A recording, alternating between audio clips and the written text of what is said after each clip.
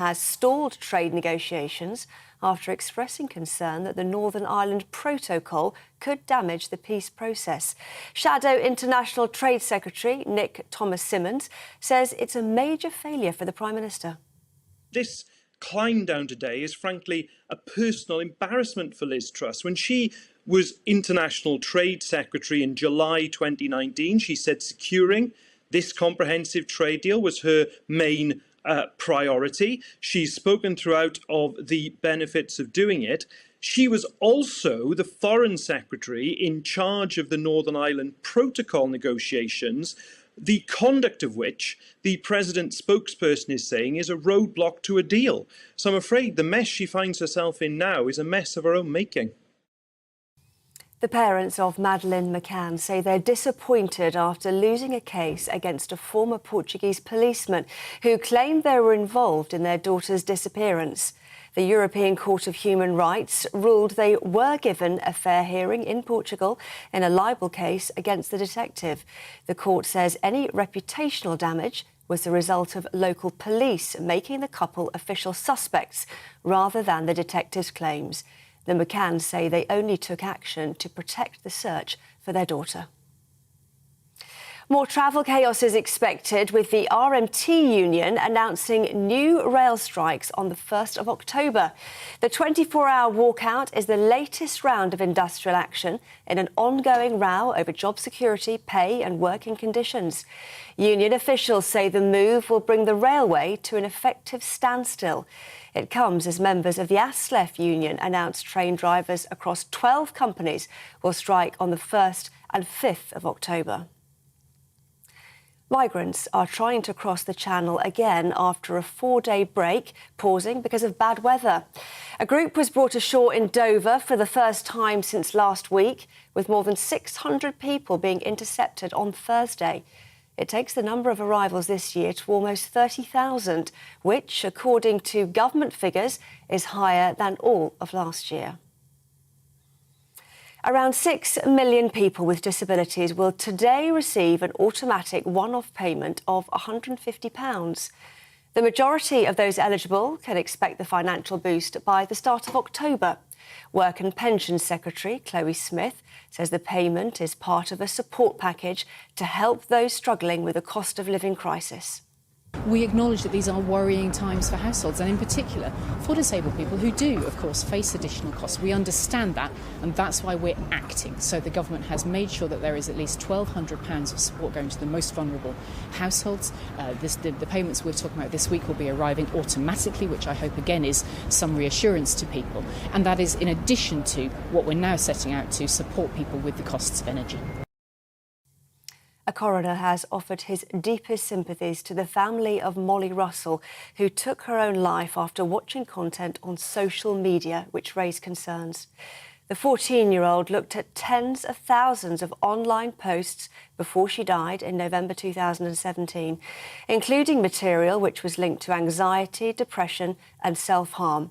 An inquest which reopened this morning is considering whether algorithms contributed to her death.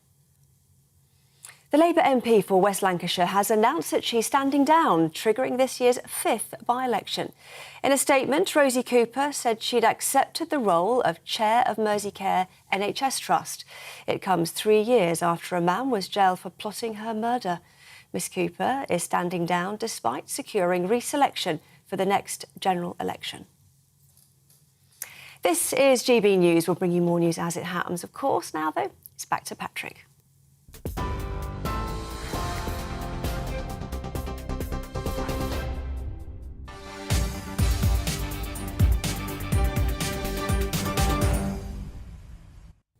Welcome, everybody. Now, it's her chance to shine on the world stage as our new Prime Minister. Liz Truss meets the US President Joe Biden and other world leaders at the United Nations General Assembly in New York today. In her first foreign trip as Prime Minister, she'll focus on the war in Ukraine and the global crisis in food security. But she's put the brakes on a possible trade deal with the US. suggesting that it's unlikely in the short to medium term. That's despite the government promising a post-Brexit deal with their closest ally by 2022. To be fair, Liz Truss's track record of securing trade deals has been pretty good so far. In fact, I'm surprised she hasn't managed to do one with Mars yet. So fingers crossed she can get one over the line with the US shortly. But why is that? Why is there no trade deal with the United States? Is it fair to say that it's costing us billions of pounds and stifling our growth? Is it actually a reflection on the fact that Joe Biden appears more focused on our European friends than he does on our special relationship? But our political editor, Darren McCaffrey, is in New York, and there's quite a lot coming out of there already. Can I congratulate you, Darren, on an incredibly sharp suit, first and foremost, but what can we actually expect from our Prime Minister from this conference? Well, she's got a pretty busy couple of days in many regards. She is meeting a whole series of world leaders. This is why, essentially, Patrick, they come to the United Nations. It is a chance to rub shoulders with the great and good, while at the same time making a speech. It's an annual event, though it is the first time it's been held here, actually, in person since 2019. So pre-pandemic. She is about to meet Emmanuel Macron, the French president. That's going to be an interesting one after she said the jury is out whether he was a friend or a foe of the United Kingdom, though Downing Street have somewhat been playing down those remarks since Liz Truss made them during the summer. She's also meeting Ursula von der Leyen, the EU Commission president. She's going to have a chat with the Lithuanian president, the Spanish prime minister, and of course, as you said, with Joe Biden, the US president too. That's probably going to be the more notable one. It was due to happen actually in Downing Street on Sunday evening when he was in London, obviously, for the funeral, but that got cancelled. It's now going to happen here at the United Nations tomorrow. Interestingly, as you said, there is lots of things on the agenda. First of all, Ukraine unsurprisingly dominates. Liz Truss again overnight when she arrived here in New York, insisting that the UK had Ukraine's back, that there is going to be no change in policy post the Boris Johnson government, indeed announcing some extra aid to help Ukraine as it tries to turn the tide in the war there. In addition, though, there is lots of talk about energy security. That's going to be a really key issue. And Brexit is going to come up, unsurprisingly, with the European allies when it comes, obviously, to that Northern Ireland Protocol, Patrick. But is that having an impact on a possible trade deal with the United States? You'd have to think it probably does. Joe Biden's brought it up a number of times, and I think it's one of the reasons why Liz Truss had to admit, as she was flying here, that that deal is nowhere near going to happen anytime soon, that it is a medium-term ambition rather than a short-term one. Good stuff, Darren. Thank you very much. Darren McCaffrey there reporting to us live from New York. He gets around a bit, doesn't he, Darren? But anyway, as you heard there, Liz Truss will pledge at least £2.3 billion in military aid for Ukraine next year as the country continues to fend off Vladimir Putin's invasion. So this will match the record support that's already been spent in 2022. That might even be exceeded. But it does raise a lot of questions, doesn't it? Do you think in this particular time when we're all tightening our belts a little bit and basically, I suppose, counting the pennies, is it right for us to be pumping money towards Ukraine? Could the end finally be in sight? Well, joining us now is retired British Army General Sir Richard Barron. Sir Richard, thank you very much. I mean, I must say that I thought today was going to be the big story about a trade deal between the UK and the US. That seems to be dead in the water. Joe Biden wanting to get involved in our personal business, potentially. I have wondered whether or not Liz Truss could just tell him that they actually had a meeting and he agreed to something, but that would be disrespectful to our President of the United States over there. But what's going on in Ukraine? Is that the amount of money that the Ukrainians need? They need weapons, don't they? Will this money be that? So the £2.3 billion that the Prime Minister is pledging is the UK contribution to a way, way bigger bill to support Ukraine as it continues to fight this war. Ukraine needs about $6 billion a month to run the country and needs tens of billions of dollars worth of military aid, and the lion's share continues to come from the US. But this is the UK emphatically saying that we support the people of Ukraine, and it is a very clear recognition that it is much better and much cheaper for Ukraine to be fighting the Russians for our values, security and prosperity than it is for us to be at war with Russia with all the immense consequences that would bring. The risk of sounding too much like former President Donald Trump, is everybody else paying their way in Europe? Perhaps not quite yet. The Ukrainians have been very grateful for the support they've received from many countries, but actually quite critical of the slowness on the delivery of some of that pledge, particularly from Germany and to some degree from France. But we need to recognise that there's a long way to go in this war. And the key to it is that we, the West, have to provide the will, the money, the weapons, the training to convert Ukrainian manpower into an effective army to continue the sort of success you've seen unfold in recent weeks. But you could argue that the people who would be more affected by a Russian victory in Ukraine would actually be people on mainland Europe. And I've been absolutely staggered at the fact that initially there was something like 12,000 helmets, probably rainbow-coloured, sent to them by Germany, I think it was, or France or whatever. I mean, what's the EU actually doing now? Because I'm struggling to see what the point of it is in all of this if it's not actually saving itself, yet again, from being invaded by a foreign force. So I think the main military focus has to be NATO. And actually, during the course of this just past summer, NATO has had the most profound transition in its approach to Russia and its own future for about 30 years in the way it's changing the whole approach to deterrence. And we need to recognise we're not going to just support Ukraine to fight the Russians and throw them out of Ukraine.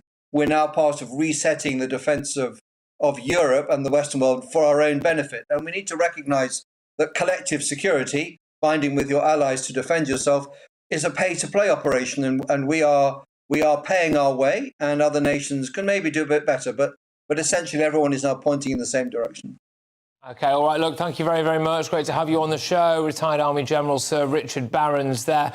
Just discussing the fact that the big news today, I suppose, is that Liz Truss has announced that there's going to be a matching, if not even a furthering, of money and arms going to Ukraine. But how do you feel about that? Do you think that maybe in a time when now we're facing a rampant cost of living crisis, is enough enough? Should we be turning the screws a little bit and trying to force our German and French friends and other people on the continent to actually go and pay their way a bit more? What do you think? GBViews, our GBNews.uk. But moving away from Ukraine for a little bit, the parents of Madeleine McCann have lost their latest court battle over allegations by a former lead detective in Portugal that the couple were actually involved in their daughter's disappearance. So this chap called Goncalo Amaral made the claims in a book, TV documentary, and then trebled down in a newspaper interview, with the lawyers of Kate and Jerry McCann arguing that Portuguese authorities had breached their right to respect for a private life and a family life, etc. But the European Court on Human Rights didn't side with the couple from Leicester. Interesting, actually, we're going to be talking about some social unrest in Leicester later on, so it's all got a nice flow to it. But let's speak to our Home Affairs and Security Editor, Mark White, who joins me in the studio now. So, Mark, within the last few hours, we've heard from the family. What's their reaction been to, I think we can all agree, has been one of the major news stories of our time, really? Well, they are disappointed, clearly. It's been a 14-year battle for them ever since this former detective, Goncalo Amaral, published this book, gave interviews in newspapers and also took part in a documentary. So they are understandably very disappointed. They claim that it's clearly reputationally damaged them, with the finger of suspicion pointing at them, because he effectively said that it was the McCanns, Kate and Jerry, who were responsible for covering up their daughter's disappearance and potentially had a role in their death. They've always denied that, but there has been many people, and still are many people out there, that have pointed a finger of suspicion towards the McCanns. So they say that that is just compounded those concerns at a time when people should, they say, be focused on trying to hunt for Madeleine McCann. And the current state of play when it comes to the hunt for Maddie is that there's this chap, is it Christian Bruckner, he's called, who's in a German prison, I believe, who's been named as an arguido, is that right? Who's a suspect by the Portuguese police? He is now a prime suspect. Right. He is serving a sentence in jail in Germany for raping a pensioner, American pensioner, in Praia de Luz. about 2 years before the disappearance of Madeleine McCann. And there's all kinds of other evidence that apparently link him potentially to the disappearance of Madeleine McCann. Suggested that he said in a pub to someone at one point that he was responsible. He's also been pinpointed with mobile phone cell site evidence, which shows that he took a call on his mobile phone just an hour or so before Madeleine disappeared, and that phone was pinpointed to a cell tower only about a mile or so away from the spot in Praia da Luz. Now, in terms of a statement from Kate and Jerry McCann, we do have that. Right. They say, "We are naturally disappointed with the decision of the European Court of Human Rights announced today. However, much has changed," they say, since we started legal proceedings 13 years ago against Mr Amaral, his publisher and broadcaster. We took action, they say, for one reason and one reason only, and that was Mr Amaral's unfounded claims were having a detrimental impact on the search for Madeleine. If the public believed that we were involved in her disappearance, then people would not, they say, be alerted for possible clues and may not report relevant information on the relevant law enforcement agencies. I had hoped we would have a graphic there, but in true GBNews style, unfortunately not. But you got. I think it added a certain je ne sais quoi that you were reading it off your own mobile phone. Doesn't it just? But thank you very much. Mark White there doing a sterling job as ever. Well, joining me now is legal commentator Joshua Rosenberg. Joshua, lots to get stuck into. If you're just joining us here at home, ladies and gentlemen, or you're listening to us on your radio or whatever, we're discussing what I think has been one of the most gripping news stories probably for, well, it's been 13 years, hasn't it? 14 years, I think it's been. It's the Madeleine McCann case. And the latest thing here is that essentially the European Court of Human Rights have said that, well, this wasn't essentially illegal for this chap to insinuate that the McCanns were involved in Maddie's disappearance, and one would therefore assume as well death. The McCanns vehemently deny this. Of course they do. But it's interesting, in terms of the reputational damage that this could cause, I can understand the court's opinion when it comes to things like not really stacking it up when it comes to right for a family or a private life. That seems a bit squiffy because they literally went public with trying to get as much members of the public as possible to help with this investigation into her disappearance. But I mean, from a reputational damage point of view, essentially accusing somebody of killing their own daughter or covering it up is pretty bad. It is pretty bad, but the point was that this followed the allegations against them for about a year when they were officially suspect. And this policeman who'd worked on the case was investigating at that time. And really all he did was to put into a book form the allegations which were current at the time, but were withdrawn by the prosecutors in Portugal very shortly before his book was published. He, of course, didn't update the book. It was printed, obviously, long before the allegations against the McCanns were withdrawn by the police, and one of their concerns was that he failed to put the matter right as far as they were concerned, and they say that he damaged their reputation. As you've just reported, as Mark White explained, their claim was thrown out today by the European Court of Human Rights in Strasbourg. Yes, indeed. Now, there are those people who will say the McCanns were not involved in the disappearance of Maddie. Their parenting left something to be to the imagination on that evening, you know, going and having the tapas and possibly a couple of glasses of wine, etc., and leaving 3 children alone in a flat. You know, bad parenting could be potentially their crime there, not actually anything to do with Maddie, I suppose. But there were tensions between the British and the Portuguese police. There were tensions between the McCanns and the Portuguese police. And there are a group of people who would say that this is the way that a Portuguese police officer can try to get back at the McCanns for highlighting the fact that, or playing into the idea of the kind of lazy tropes of foreign continental police all chain-smoking and not doing much work. I'm sure that's how the McCanns felt about it at the time that they brought this libel action in Portugal, which was successful to begin with, but then overturned by Portugal's Supreme Court. They then decided to take matters further, and they argued that effectively they hadn't had a fair hearing by the courts in Portugal. They complained that the Supreme Court in Portugal had undermined their rights by casting doubt on their innocence by implying in some way that they were involved in Maddie's disappearance. And that's what they wanted to challenge.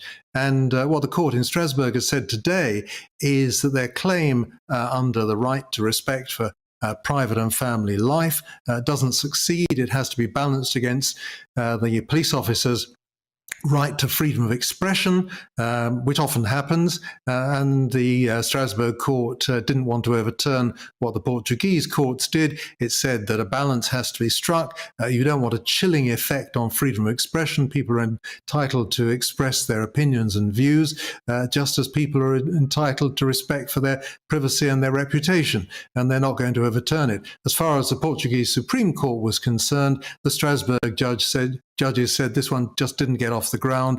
There was no suggestion in the decision of the Portuguese Supreme Court that the judges had done anything wrong. There was absolutely no suggestion that they had implied any guilt on the part of the couple or even suggested any suspicion of their involvement in their daughter's disappearance. And this is the thing, it's interesting that you mentioned it's not got off the ground, because the last time I remember sitting here and talking about the European Court of Human Rights, it was in relation to that Rwanda flight. So it's actually nice for me to finally agree with something the European Court of Human Rights has actually done. But you are a legal commentator, and one thing that you will surely understand is it's not just, unfortunately, about the law when it comes to the law. There's a thing called optics as well, isn't there? And did the McCanns fall foul of that initially, do you think? They just didn't come across in the early days of this investigation as particularly likeable. And I think that had a massive impact, certainly on the public perception of them. It may have had an impact on the public perception, it may have had an impact on the courts in Portugal, but I'm sure it did not have any impact on the judges in Strasbourg. For one thing, this is not the sort of court that you have to go to and give evidence. They simply looked at the findings of the Portuguese courts and the way in which the Portuguese legal system operated. As I say, they weighed up the rights of the family against the rights of the police officer. They looked at the timing of it, the fact that there'd already been a year when they were under a suspicion before the former policeman published his book. They certainly didn't look at whether the McCanns did have any involvement. That was not something they could possibly look at, nor did they look at the optics. They simply looked at whether the Portuguese system upheld the rights of these two people who had the misfortune to be in Portugal when their daughter went missing. Joshua, thank you very much. Joshua Rosenberg, their legal commentator. I think it's absolutely fascinating what's gone on there. Again, if you're just joining us, essentially the McCanns have lost, really, an appeal in the European Court of Human Rights against the man who was the former Portuguese investigator when it came to looking in the initial days of for Madeleine McCann, and essentially accused, well, did literally accuse, actually, the McCanns of being a suspect in her disappearance. How do you feel about this now? Is it fair enough that it's a right for free speech that an individual can say that?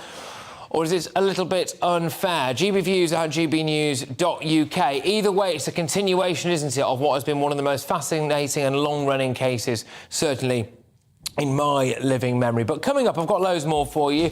Did you watch the Queen's service yesterday? It was incredibly moving. There were loads of different elements to it. I must say, and everyone at home now is going to think I'm one of those soppy so-and-sos, but I actually did lose it when the corgis and the little pony was there, OK? I was just about clinging on until that particular point, but billions of people tuned in across the world yesterday to pay their respects to the Queen during her state funeral, where she was laid to rest, alongside Prince Philip in a ceremony at St George's Chapel in Windsor.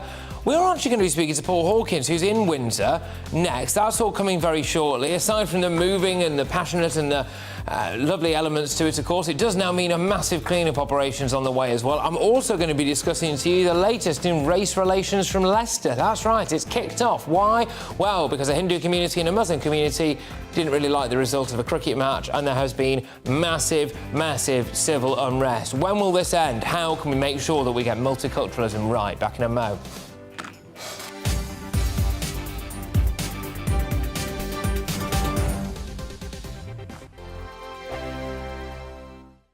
We are GB News. And we'd like to say thank you to each and every one of you for helping our great nation find its voice. We're absolutely everywhere. Across England, Scotland, Wales and Northern Ireland. On TV, on radio and online. We're proud to be the People's Channel, Britain's news channel.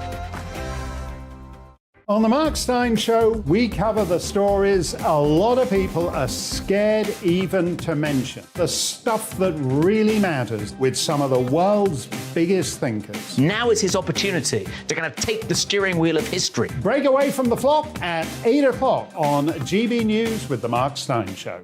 Hello, I'm Esther McVeigh. And I'm Philip Davis. Whether you're watching or listening on TV, online or on radio, we handpick the latest stories, debates and expert opinions for your weekend. So whether that's politics, news or showbiz, we've got it covered. Join us every Saturday morning at 10 o'clock on GB News.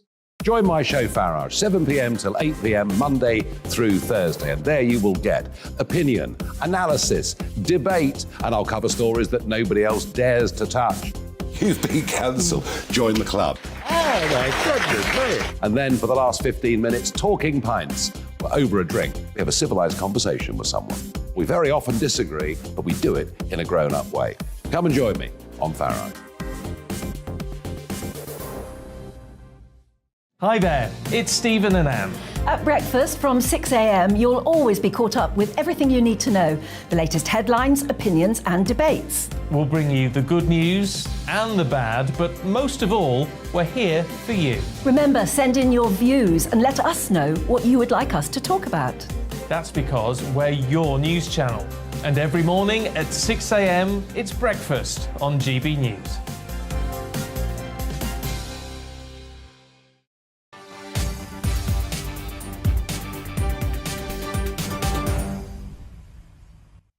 Welcome back, everybody. Now, flags on British government buildings around the world are flying at full mast once again as the period of national mourning following the death of Queen Elizabeth II draws to a close. I actually had to rummage around and find a suit and tie that wasn't black today, which was tricky. But anyway, the Queen was buried in a private ceremony in Windsor yesterday following a state funeral in London and military procession to Windsor Castle. Hundreds of thousands of people lined the streets to pay their respects, with billions tuning into the procession on TV. And also, as well, I must say, there was the Queen's favourite little pony, Emma, and some corgis, which was a moving tribute. Although some concerns that Prince Louis was left home alone on his own all day, and goodness only knows what their house looks like now. Our national reporter, Paul Hawkins, is in Windsor for us this afternoon. Paul, can you reflect on what happened in Windsor yesterday for us? Yeah, it was remarkable, wasn't it? Especially that committal service at the end. You mentioned the pony and the corgis, Patrick, but when you saw that image of Charles standing next to his coffin, just after the sceptre and the orb had been removed and the Imperial State Crown had been taken off the coffin, and then he stood to the side, he'd laid that camp guard, which is identifies the location of the commanding officer on the coffin, and then stood at the side. There was just that shot of him, very teary-eyed, that really I personally found very, very, very moving. But, you know, it was an emotional day, especially here in Windsor yesterday. Thames Valley Police reckon 100,000 people were here. Today, there are more people than normal, but it is definitely quieter than yesterday. If you have a look down the road here, this was full of metal barriers yesterday. The pavements were packed with people. They've taken the metal barriers out of the way. And if you look over here at this shop on the other side of the road, this morning, that was, all the windows were black, and they've taken that down very early this morning. So some signs that life is starting to return to somewhere near normality-ish in Windsor. We've been speaking to people here. They're still coming to lay flowers, still want to come and kind of pay their respects. But we did start by asking the question, for some, not the family themselves, not the royal family, but for other parts of us in the country, is it time to start thinking about moving on? Well, she was just such a huge part of our lives, so it's going to take me a while to adjust, I think. Yeah, I hope Prince Charles abdicates and we have a nice new young monarch with William and Kate. Okay. That's what I'm hoping, but we'll see what happens. Yeah, some people move on, some people can mourn. That's the thing. Yeah, just each their own. Yeah, each their own, and we're a very good multicultural country, and everyone came together. That's what the main thing is about this country. It's brilliant. Yeah. And they've done really well. So just very quickly, if you are thinking of coming to Windsor to lay some flowers, I've just been told that apparently M&S are giving out free flowers to those who want to come and still pay their respects. So very much the mood in Windsor is sombre. People are still coming to pay their respects, but for others, they're thinking maybe it's time to get back to normality. Paul, thank you very much. As ever, Paul Hawkins there reporting to us from Windsor. Yes, it was an incredibly moving day yesterday, wasn't it? But I am inclined to think, if possible, if we all can, that we do need to crack on because certain issues do not go away. What's been going on in the Channel, for example, the cost of living crisis, especially as we approach winter, something like 1 in 4 people now might just flat out refuse to pay their bills. What's been going on in Ukraine? We've just pledged a load of money to help rearm the Ukrainians as they, as it would appear, continue to push the Russians back. But another, issue, I suppose, that's raising its head is multiculturalism and how we get it right in this country. Around 47 people have been arrested in Leicester in a police operation to try to stem local tensions there. But all too often people think, hang on a minute, this is a far-right thing against Islamists, for example. Well, no, hang on a minute, this was Hindus versus Muslims to an extent, or certain sects of that community, following, of course, a cricket match between India and Pakistan. So 2 countries, crucially again, where we aren't. There was large-scale unrest on Saturday involving mainly young men from those sections of the Muslim and Hindu communities. How on earth do we create community cohesion in multicultural communities? Is diversity on the scale that we've got at the minute actually a good thing? What can we do to make sure that this tinderbox doesn't actually erupt? More in a moment, but first, it's the latest news headlines with Tamzin.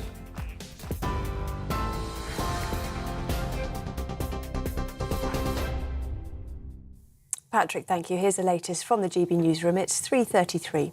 The Prime Minister says the UK's security can't be jeopardised for the sake of cheap energy. Liz Truss, who's pledged at least £2.3 billion in military aid to Ukraine next year, says the West must continue to stand up against Russian aggression. She and world leaders will discuss the war at the UN General Assembly, which is now underway in New York.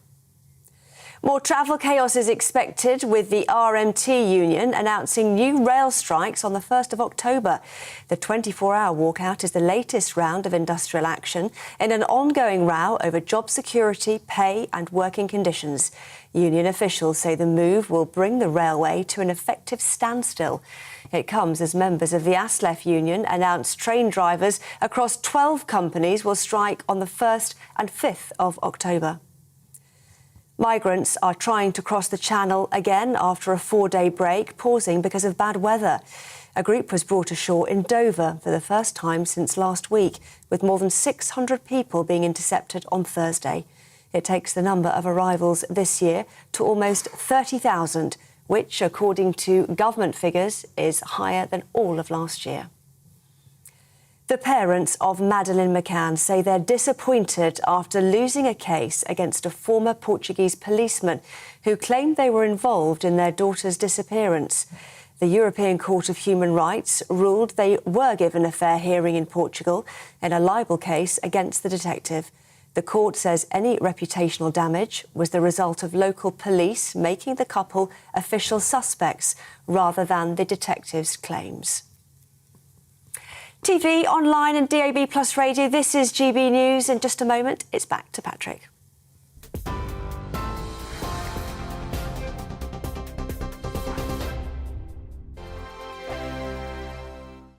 We are GB News. And we'd like to say thank you To each and every one of you. for helping our great nation. Find its voice. We're absolutely everywhere. Across England, Scotland, Wales and Northern Ireland. On TV. on radio, and online. We're proud to be The People's Channel. Britain's News channel.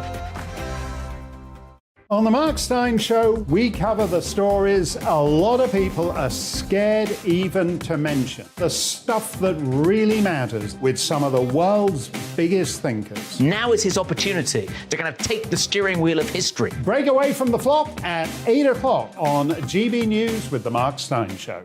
Hello, I'm Esther McVeigh. And I'm Philip Davis. Whether you're watching or listening on TV, online or on radio, we handpick the latest stories, debates and expert opinions for your weekend. So whether that's politics, news or showbiz, we've got it covered. Join us every Saturday morning at 10 o'clock on GB News.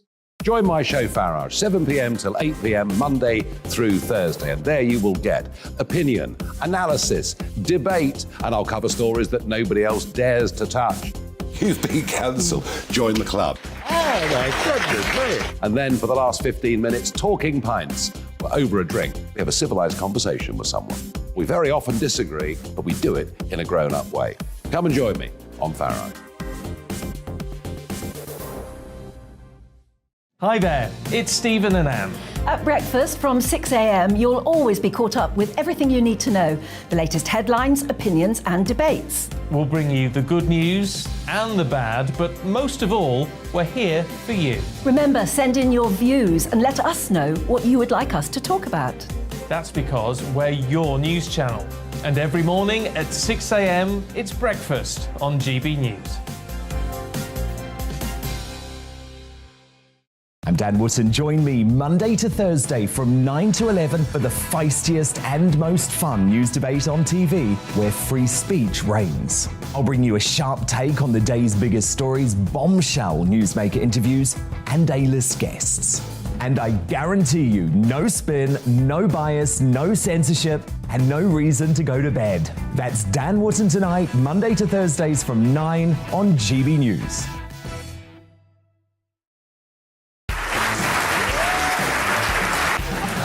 My name is Andrew Doyle. Join me every Sunday evening at 7 p.m. for Free Speech Nation.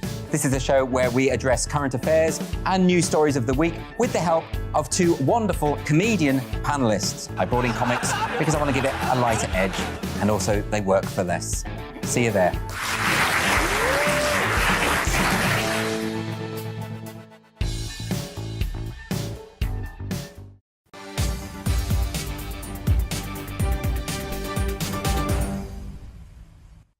Yes, welcome back, everybody. This is a story I've been itching to get stuck into since the start of the show. 47 people have actually been arrested and 25 police officers injured, including a dog, as part of an operation to deter further disorder and violence in Leicester, which, as far as I can tell, hasn't worked particularly well so far. This comes as tensions involving sections of the Muslim and Hindu communities clashed over the weekend after, get this, a Pakistan versus India cricket match escalated into violence.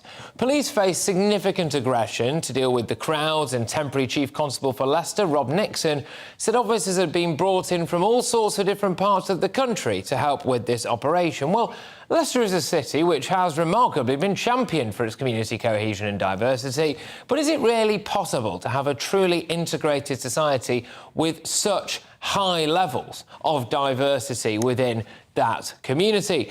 Joining us now is Suleiman Nagdi, a spokesperson for the Federation of Muslims organisation, a group representing the needs of Leicestershire Muslim community since 1983.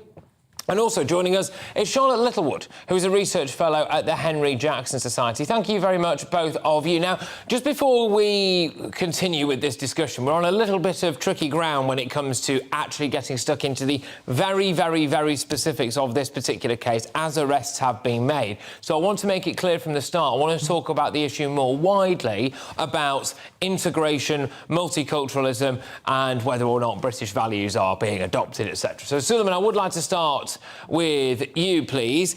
A lot of people might be watching what's gone on in Leicester now and add it to a long list of things that have involved elements of the Muslim community, such as the Batley Grammar School issue or various different things.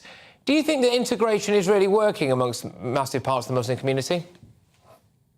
It will depend on who you speak to. However, when we talk about the Muslim community, let us be absolutely clear that there is no such thing as a Muslim community. We are a community of communities who come from different parts of the world with different life experiences and different journeys, and we settle in different parts of the country. So as an example, if you look at the migration patterns of Leicester, from the 40s, 50s, 60s, we had a large influx of people that came from the Indian subcontinent. In the 70s, we had what we call the twice migrants. So those with an Indian heritage who settled in countries like Uganda, Kenya, Southern Central Africa, which also included Zimbabwe, Malawi, Zambia, and South Africa.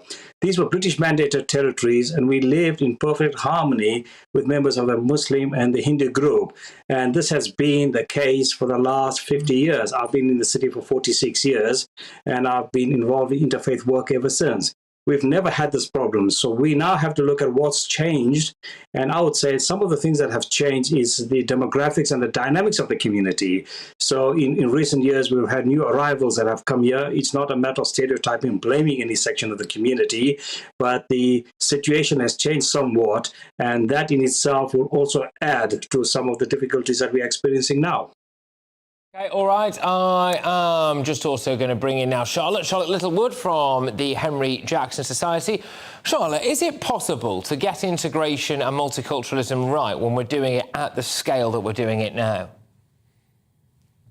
I think absolutely, and we must hold that optimism. But we have time and time again made some quite serious mistakes in how we've addressed integration and cohesion in the UK. And one of the mistakes we see we're making right now as we're addressing the issue in Leicester, we've been the press heavily relying on Islamist cleric Majid Freeman, who is known for having given prayers to brothers of an ISIS fighter and posted on his Facebook a video that suggested that ISIS was a legitimate response to Western foreign policy. And this is who we've relied upon within the press to give comment on the conflict in Leicester from the Muslim perspective. And whilst we're still doing that, we're really going to struggle to promote cohesion and integration, because there's obviously not the voice that we want to be platforming, but also it really doesn't represent, as Solomon quite rightly said, the huge breadth of our Muslim communities. It's not a Muslim communities, and doesn't allow a chance for liberalism to really breathe there. Okay, and just generally, really, I'll focus. I appreciate that in this particular incident as well, or ongoing incident, I suppose you could say, Suleiman, this does appear to be kind of Hindu versus sections of the Muslim community. So I don't want to ignore that, but I do wonder whether or not, Suleiman, now, there are people in a lot of areas of the UK starting to get a little bit sceptical about this religion of peace element. I think people, rightly or wrongly, see a lot of things to do with extremism. People see a lot of things where, for example, there's incidents in St John's Wood about pockets of people there shouting about wanting Jewish blood, etc. They see things a bit like this, you know, mobbing up like we had at the Batley Grammar School, for example, and they do start to question whether or not enough is being done from within that Muslim community to actually prove that it is a religion of peace. Okay, there are 2 or 3 points that you have raised. Firstly, if you are simply to Google my name and see what I've said from the Federation of Muslim Organization for over 2 decades, whenever there has been an act of terror, no matter who has conducted, we have always spoken out against it. I work closely with the Home Office, the police officers, etc. So we understand there's but the problem is not exclusive to the Muslim community. It happens to others. And if we look at history in itself, we see that at different times we've had different problems within the country where we live in.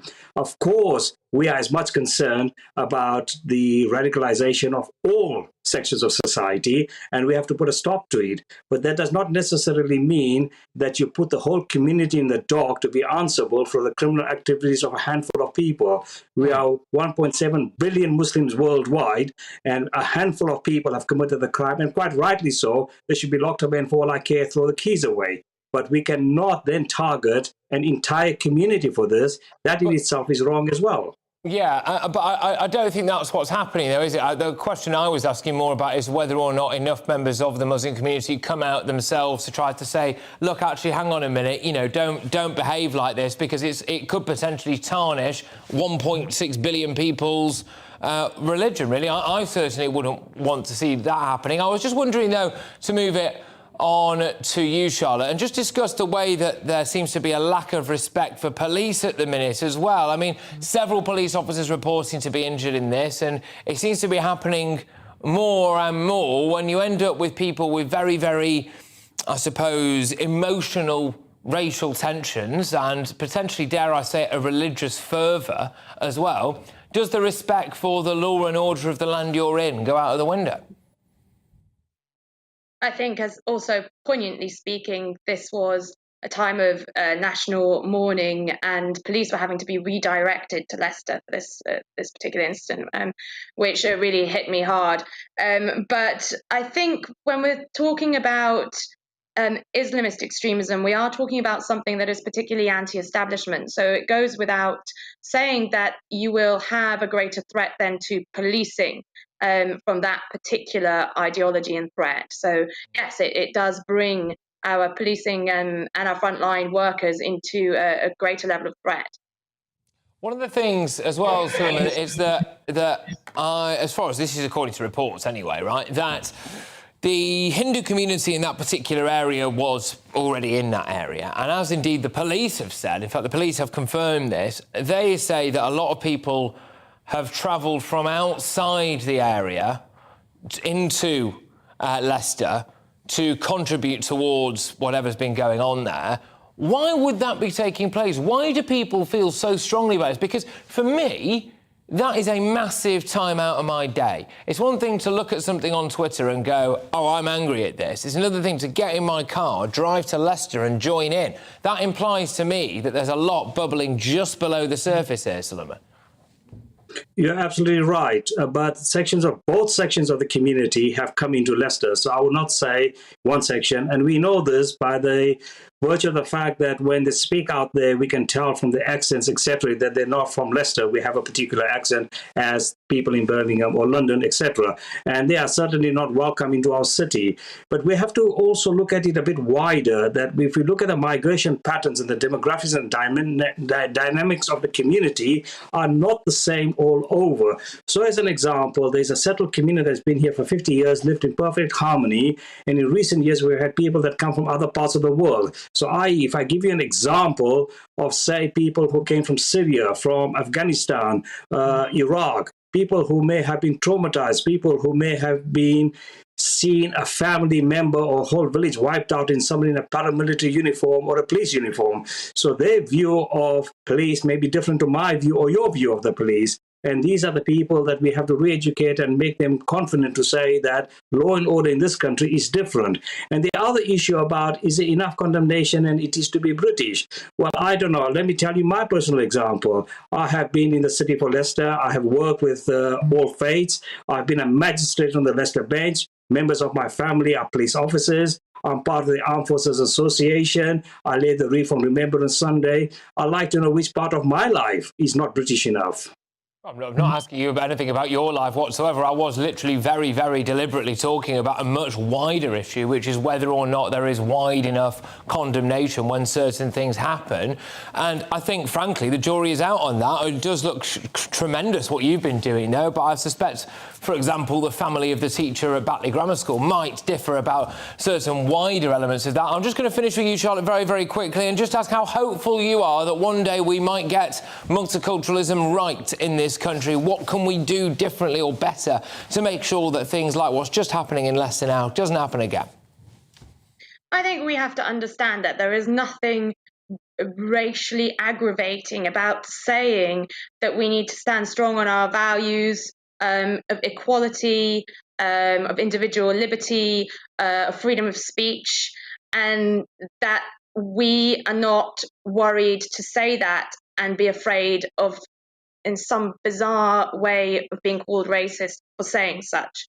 And I think once we can get to grips with that and have confidence in that, then we can really start to move forward with multiculturalism. We can't have a situation like when David Cameron said that we should be encouraging English language, especially for first generation, second generation mothers who are kept in some situations in the home and away from English language.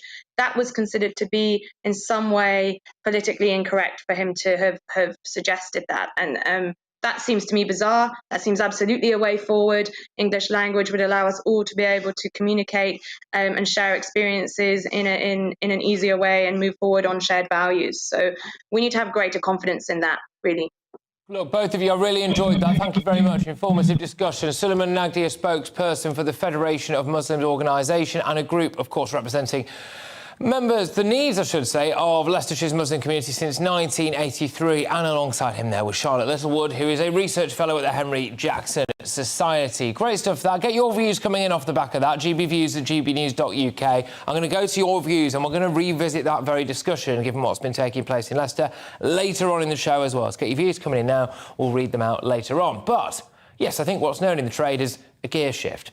Among the hundreds of thousands of people who lined the streets across the UK to pay their respects to Queen Elizabeth II during her state funeral yesterday, there was one image that captured the hearts of the nation. It was the Queen's loyal corgis making a surprise appearance to witness the procession at Windsor as they said goodbye to their loving owner. The Queen's favourite pony, Emma, which I also think is a fantastic name for a pony, by the way, was also there, head bowed. I don't want to sound too much like Kate Burley after the Bataclan attacks, but the sadness in her eyes. We now know that Prince Andrew and his ex-wife Sarah Ferguson will be looking after the corgis. Whether or not that explains the sadness in their eyes, we'll have to wait and see. But just to put your minds at ease, of course, it will be Prince Andrew looking after the Queen's corgis.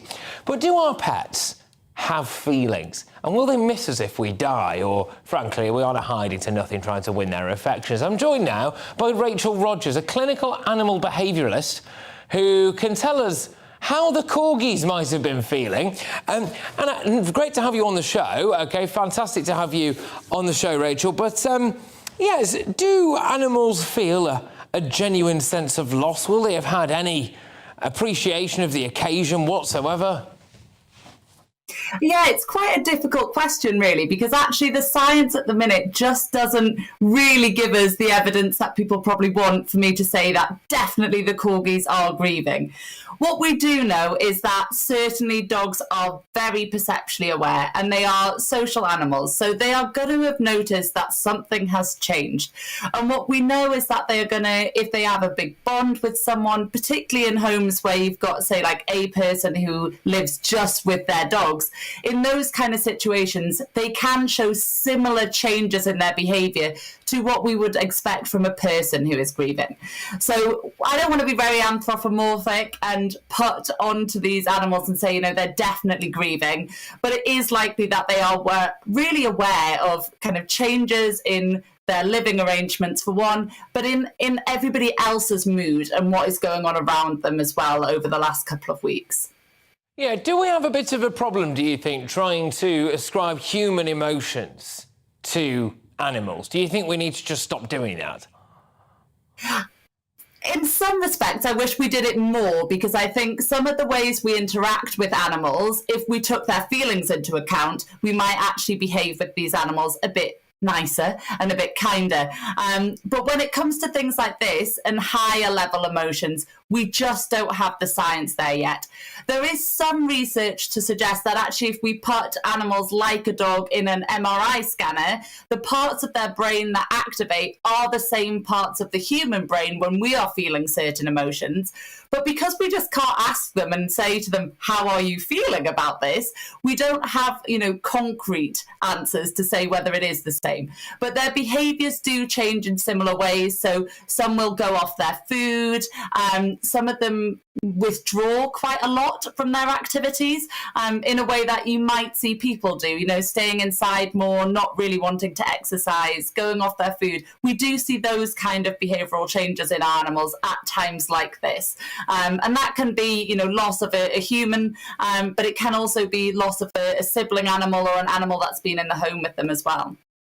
Interesting stuff, Rachel. Thank you very, very much for your input there. I must say I really enjoyed that. Rachel Rogers, a clinical animal behaviourist, who was really telling us how the corgis might be feeling. Look, obviously yesterday was an incredibly solemn and emotional day, but it was interesting, I think, if you go on social media and see one of the key images of that whole funeral procession for a lot of people was Emma the horse and the corgis. But there you go. I suppose it's an interesting discussion. GBviews at gbnews.uk. In fact, we've got loads to come here on GB News Live with me, Patrick Christys. We'll be looking at how our new Prime Minister performs on the world stage. She's got a tough act to follow. Boris Johnson, pretty well liked on the world stage. In fact, you could argue, for some people anyway, he was much more popular on the world stage than he was at home. Other global leaders is who she's going to meet at the UN Assembly in New York. Will she be inspiring? Or will she talk to them about Chinese pork farms? Before that, is your weather. Hello, fairly quiet weather conditions for the rest of today and in fact into tomorrow as well. Quite a lot of cloud around, but there will be some brightness before the evening is done in places as that cloud just breaks up at times. And the reason for the quiet weather is this area of high pressure dominating the weather across the UK at the moment. We do though have this weather front just skirting along the far northwest of Scotland at times, bringing thicker cloud here with some outbreaks of rain at times and also quite breezy conditions. But elsewhere through this evening and overnight, patchy cloud coming and going. Where we do have some clearer spells, we could see some mist and fog patches developing as well. Not a particularly cold night for most of us, but if we do get some lengthy clearer spells in the countryside away from the towns and cities, we could see a few places dropping into single figures. So for tomorrow, a cloudy start to the day for many, if not a little bit of mist and fog around. There could be some brightness at times through the morning, but cloud will tend to thicken as the day progresses. Perhaps, as was the case on Tuesday, just about thick enough for the odd drizzly shower in places, but it will be dry for the majority of us. Still, this weather front close to the northwest of Scotland, bringing thicker cloud here with some outbreaks of rain, which will become a little bit more persistent and heavier as the day progresses, as that weather front starts to make inroads across the UK, slowly but surely moving its way southeastwards through the latter part of the week. So for Wednesday night into Thursday, it's a similar story. Patchy cloud, a little bit of mist and fog developing, and this thicker cloud in the northwest with outbreaks of rain. And then, as I mentioned, the story for the latter part of the week is that this weather front makes slow but steady progress southeastwards. So for Thursday itself, there will be some cloud and rain in the north and west of the UK, and that migrates its way south and eastwards through the rest of Friday and into Saturday.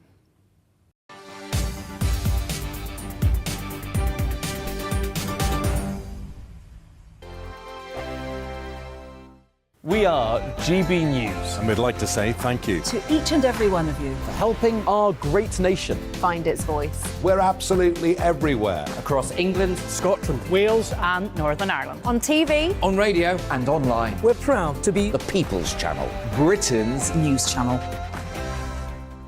On the Mark Steyn Show, we cover the stories a lot of people are scared even to mention. The stuff that really matters with some of the world's biggest thinkers. Now is his opportunity to kind of take the steering wheel of history. Break away from the flock at 8 o'clock on GB News with the Mark Steyn Show.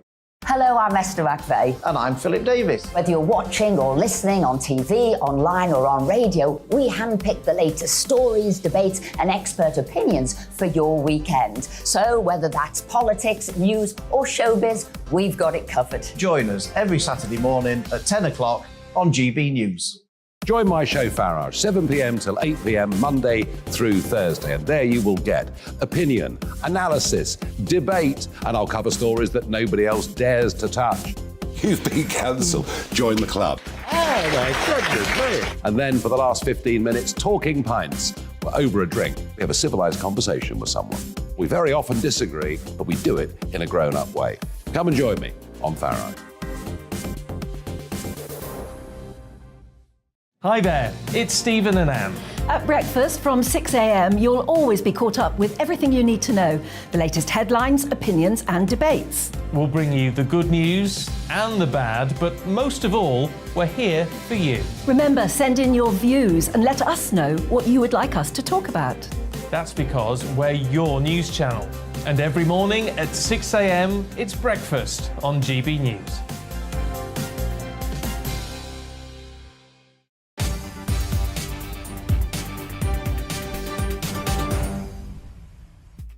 Hello everybody, this is GB News Live with me, Patrick Christys, on TV, radio and online all the way through until 6 p.m. and it's an action-packed show for you today. Liz Truss is in New York for the UN General Assembly, so it's her first foreign trip as Prime Minister.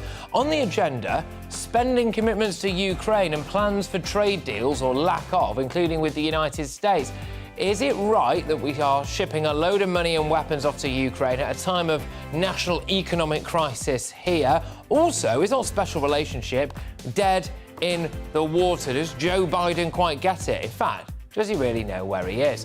Can she shine on the world stage? That's what I want to know from Liz Truss. Also, this hour, there's been a blow for the parents of Madeleine McCann after they lost a court challenge over claims in a Portuguese detective's book that they were involved in their daughter's disappearance. A very contentious issue. I know everyone's got their own theory, haven't they? The thoughts of the former head of the Missing Children's Unit at the National Crime Agency will follow very shortly, so that'll be interesting. And today, around 6 million disabled people living in the UK will receive a one-off cost of living payment of £150. The announcement comes ahead of a mini-budget this Friday. We're going to be focusing on the mini-budget as well as this specific disability payment. £150 sounds like absolutely naff all if you ask me, but there we go. But before that, here's your latest headlines.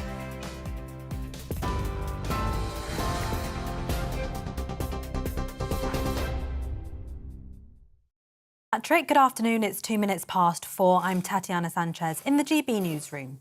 The Prime Minister says the UK's security can't be jeopardised for the sake of cheap energy.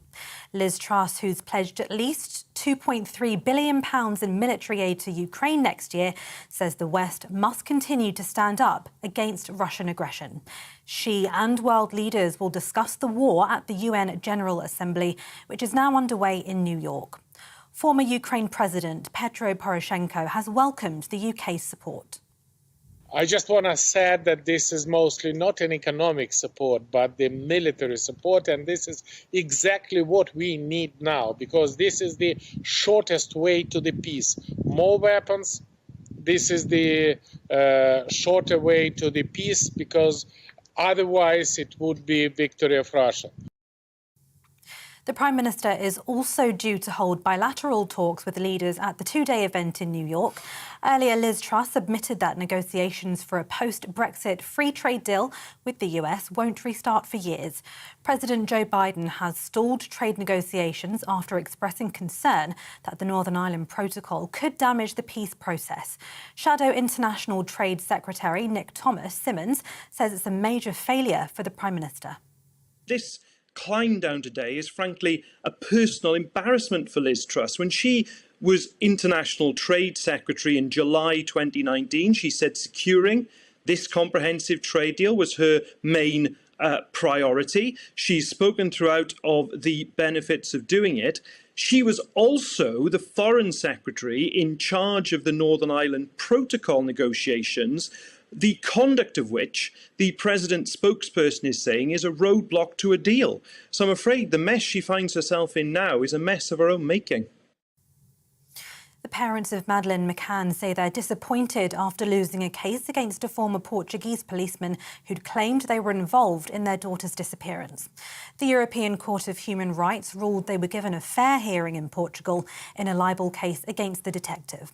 The court says any reputational damage was the result of local police making the couple official suspects rather than the detective's claims. The McCanns say they only took action to protect the search for their daughter. More travel disruption is expected with the RMT union announcing new rail strikes on the 1st of October.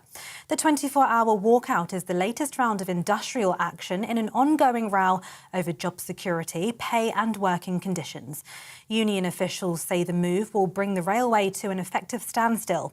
It comes as members of the ASLEF union announced train drivers across 12 companies will strike on the 1st and the 5th of October. Migrants are trying to cross the Channel again after a 4-day break, pausing because of bad weather. A group was brought ashore in Dover for the first time since last week, with more than 600 people being intercepted on Thursday. It takes the number of arrivals this year to almost 30,000, which according to government figures is higher than all of last year. Around 6 million people with disabilities will today receive an automatic one-off payment of £150. The majority of those eligible can expect the financial boost by the start of October. Work and Pensions Secretary Chloe Smith says the payment is part of a support package to help those struggling with the cost of living crisis. We acknowledge that these are worrying times for households, and in particular for disabled people who do, of course, face additional costs. We understand that, and that's why we're acting. So the government has made sure that there is at least £1,200 of support going to the most vulnerable households. The payments we're talking about this week will be arriving automatically, which I hope again is some reassurance to people. And that is in addition to what we're now setting out to support people with the costs of energy. A coroner has offered his deepest sympathies to the family of Molly Russell, who took her own life after watching content on social media, which raised concerns. The 14-year-old saw tens of thousands of online posts before she died in November 2017, including material linked to anxiety, depression and self-harm. An inquest which reopened this morning is considering whether algorithms contributed to her death. The Labour MP for West Lancashire has announced that she's standing down, triggering this year's 5th by-election. In a statement, Rosie Cooper said she'd accepted the role of chair of Merseycare NHS Trust. It comes 3 years after a man was jailed for plotting her murder. Ms Cooper is standing down despite securing re-election for the next general election. This is GB News. We'll bring you more news as it happens. Now it's back to Patrick.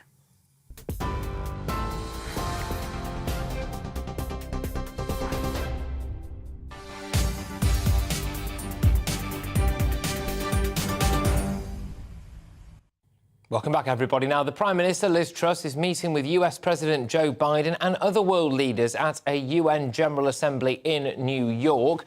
So, in her first foreign trip as Prime Minister, she will focus on the war in Ukraine, our response to that, hopefully try to cajole a few other European countries into playing their bit as well. There's a global food crisis on the agenda. All of this comes as political duties resume after the period of national mourning for the Queen.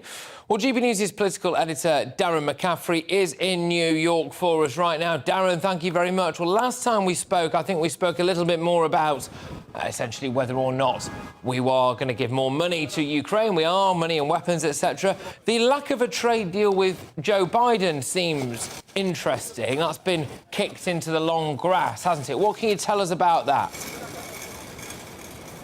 Yeah, indeed, there's been much talked about, hasn't it, in the kind of post-Brexit world, that the UK would be able to go and sign lots and lots of trade deals around the world, and it has made some pretty good progress thus far. But clearly, the golden egg, if you like, the one that the government has always wanted, is a trade deal with the United States, the world's largest economy. Now, there was a thought process that when Donald Trump was in the White House, there was a sense that it may well happen, but since Joe Biden's taken over, that's very much been put on the back burner, at least from the American point of view, and it now seems, perhaps unsurprisingly, there's been a pretty frank admission from Liz Truss, the new Prime Minister, on the plane on the way over here to New York, that it is not going to happen anytime soon. In fact, it is not going to happen probably in the next couple of years. It is a medium-term ambition, we're told, by the Prime Minister. Really, she's kind of facing up to the fact, as I say, that this is not a priority for the US administration at the moment. Clearly, they've got concerns about the Northern Ireland Protocol. Joe Biden's talked about that quite a lot, hasn't he, in the last couple of months and years, that he's or wouldn't be terribly happy if the UK took unilateral action. Interestingly, Liz Truss has always said she wants to see a negotiated settlement to this, but that she is prepared to take that unilateral action to trigger Article 16 on the Northern Ireland Protocol if necessary.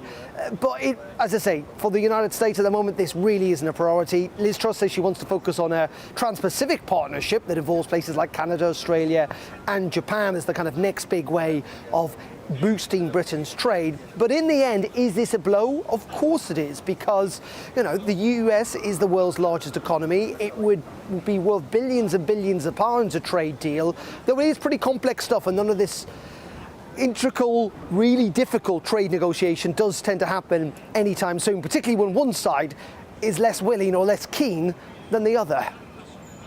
Thank you very much. Darren McCaffrey there, still looking very, very sharp in New York. I must say, our political editor reporting at the UN General Assembly. Well, can Liz Truss actually match Boris Johnson on the world stage? He was wisely praised, wasn't he, for his support for Ukraine, for example. And also, I think as well, there was just a sense that his twinkle in the eye was liked by world leaders. And political commentator Emma Webb joins me now. Thank you very much, Emma. Great to have you on the show. From one formidable woman to another. Do you think Liz Truss has got it to succeed on the world stage? Look, I think there's no doubt that Boris Johnson is a more charismatic individual, that's for sure.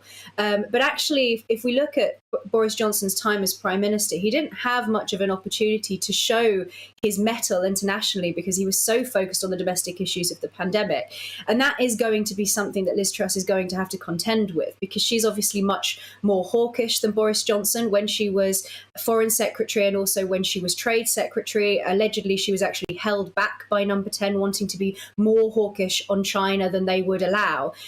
So I think she's going to be a lot more gung-ho. She understands that, particularly with the European Union, with leaders like President Macron, the language that they understand is the language of strength. And I think she's far more willing than any other potential leader has been, or previous leader has been, to actually be very straightforward and gung-ho. I think the fact as well that she's willing to straightforwardly communicate with the British public in saying that it's very unlikely that we will get this trade deal with the US. I actually think that it's a good thing that she's willing to be that straightforward. And actually, the fact that she isn't willing to make compromises with the unreasonable demands of the US President Biden to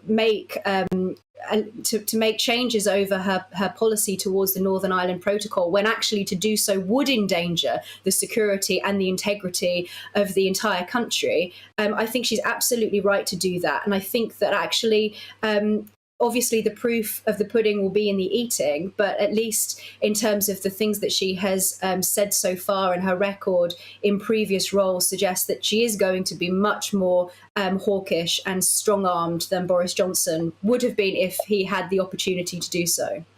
Should Joe Biden just butt out? Is he willing to cast our special relationship to one side because of his family's, to be honest with you, given his age, pretty prehistoric links with the Republic of Ireland?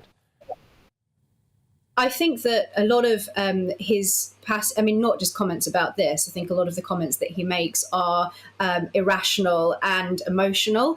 And I do think that actually he's interfering with something that he doesn't understand, because his reasoning for being critical of our government's policy over the Northern Ireland Protocol is that to trigger Article 16 would be to risk peace in Ireland. But actually, the opposite is true, that the Northern Ireland Protocol, particularly by undermining the sovereignty and the integrity of the United Kingdom as a whole, is and has proved itself to be a danger to security. So I think, frankly, that President Biden doesn't know what he's talking about and is meddling in something that he fundamentally doesn't understand, and that he's allowing his emotional ties with Ireland to get in the way of what you would hope would be better judgment from what is supposed to be the leader of the free world.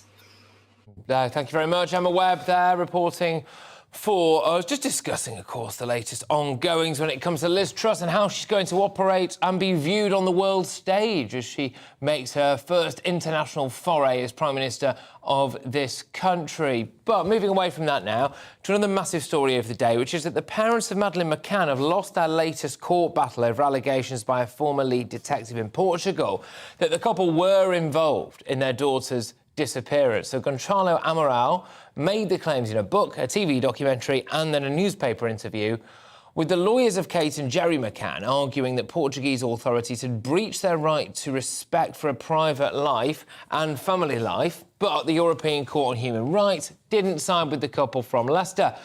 Kate and Gerry McCann released this statement earlier on. That statement said, "We are naturally disappointed with the decision. We took action for one and only one reason. Mr Amaral's unfounded claims were having a detrimental impact on the search for Madeleine. If the public believed that we were involved in her disappearance, then people would not be alert for possible clues and may not report relevant information to the relevant law enforcement agencies." Well, joining me now is Charlie Hedges, who's the former head of the Missing Children's Unit at the National Crime Agency. Charlie, thank you very, very much. This was a really seminal missing persons case, probably the largest one of recent times, certainly the largest I can think of. And I suppose it must have been devastating for the McCanns to even be associated with the idea that they might have had some involvement in their child's death or going missing or whatever. That said, though, they were made official suspects, weren't they? So that must have been tricky in terms of trying to find Madeleine whilst people were actually wondering whether or not the parents were involved with it. Yes, it's been a very complex and drawn-out case over many, many years, and which arguably didn't get off to a great start from when it was first reported. And it's been incredibly difficult for Kate and Jerry to deal with all of that. I'm not going to comment on the outcome of the recent court case. I think that's not appropriate. But whatever, it's still very difficult for them to deal with and bear the loss of their daughter. And when it comes to trying to find missing children, when they go missing abroad, is it detrimental for a lot of British families maybe to be at the mercy of foreign police? Well, the jurisdiction is with the police country or the country in which they went missing, the same as if someone from another country went missing in the UK. It would be a UK police responsibility to look for them. Clearly, there are benefits in working closely with the police force from the originating country and others that may be involved. It adds layers of complexity to the investigation, and different investigative processes take place. But it is the country in which she went missing that is ultimately responsible for the investigation. People find it hard to believe that Maddie is still unfound, whether or not that's, alive or tragically the other option there. I think people do find that tricky to believe, given the focus that the world had on Madeleine McCann. And it was really a global story for a very long period of time. All of the media coverage, all of the police resources on it. When people think about the kind of crimes that you can get done for, minor stuff, and they always have a way of tracking you down there, people find it tricky, I think, to figure out that not only has Maddie remained undiscovered, but until recently, with the announcement of this Christian Bruckner guy as being a key suspect, actually, people didn't really seem to have a clue where she was or what had happened. Well, no, it is very, very difficult. Unfortunately, a missing person is the classic mystery. There are big pieces that we don't know in the investigation, which make it more difficult. And yes, huge resources are being put at it, vast publicity, as you say, probably one of the biggest cases we've seen for many, many, many years.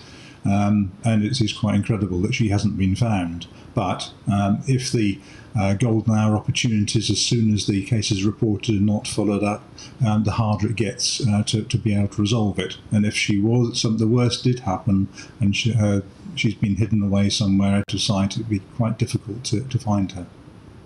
Can you explain to me a little bit about this idea that some children can maybe even be, it remains to be seen, obviously, what's happened in the specifics of the Maddie case, but just more generally, children being taken to order, almost. What's all that about? Are there these rings of people out there, whether or not it's child abuse rings or whether or not it's, I don't know, maybe people want a particular type of child to have for their own, I don't know. Well, just talk to me a bit about that, please.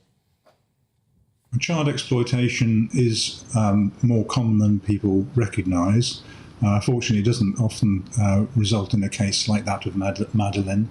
Children are abused for all sorts of reasons, for sexual and exploitation and what have you, and it's widespread in the UK and many other countries. The actual taking of a child to order, I'm sure it does happen. It's not so frequent, but there's a lot going on under our noses that people don't often see. So there are shadowy underground networks going on just under the surface? Yes, I mean, we know about county lines in the UK where children are used as drug runners because they're an expendable commodity to move things around, and that extends to other types of crime as well. And we see in the migration crisis that criminal gangs jump on that as an opportunity to exploit and abuse the vulnerable people and children. OK, Charlie, thank you very much. Charlie Hedges there, who's the former head of the Missing Children's Unit at the National Crime Agency. Well, moving away from that now, billions watched the state funeral of the late Queen Elizabeth yesterday. Today, as the royal family mourn, flags on government buildings are flying again at full mast and life continues as normal. We will reflect on yesterday's events and speak to someone who was there. But before that, let's take a look at today's weather. Hello, fairly quiet weather conditions for the rest of today and in fact into tomorrow as well. Quite a lot of cloud around, but there will be some brightness before the evening is done in places as that cloud just breaks up at times. And the reason for the quiet weather is this area of high pressure dominating the weather across the UK at the moment. We do though have this weather front just skirting along the far northwest of Scotland at times, bringing thicker cloud here with some outbreaks of rain at times and also quite breezy conditions. But elsewhere through this evening and overnight, patchy cloud coming and going. Where we do have some clearer spells, we could see some mist and fog patches developing as well. Not a particularly cold night for most of us, but if we do get some lengthy clearer spells in the countryside away from the towns and cities, we could see a few places dropping into single figures. So for tomorrow, a cloudy start to the day for many, if not a little bit of mist and fog around. There could be some brightness at times through the morning, but cloud will tend to thicken as the day progresses. Perhaps, as was the case on Tuesday, just about thick enough for the odd drizzly shower in places, but it will be dry for the majority of us. Still, this weather front close to the northwest of Scotland, bringing thicker cloud here with some outbreaks of rain, which will become a little bit more persistent and heavier as the day progresses, as that weather front starts to make inroads across the UK, slowly but surely moving its way southeastwards through the latter part of the week. So for Wednesday night into Thursday, it's a similar story. Patchy cloud, a little bit of mist and fog developing, and this thicker cloud in the northwest with outbreaks of rain. And then, as I mentioned, the story for the latter part of the week is that this weather front makes slow but steady progress southeastwards. So for Thursday itself, there will be some cloud and rain in the north and west of the UK, and that migrates its way south and eastwards through the rest of Friday and into Saturday.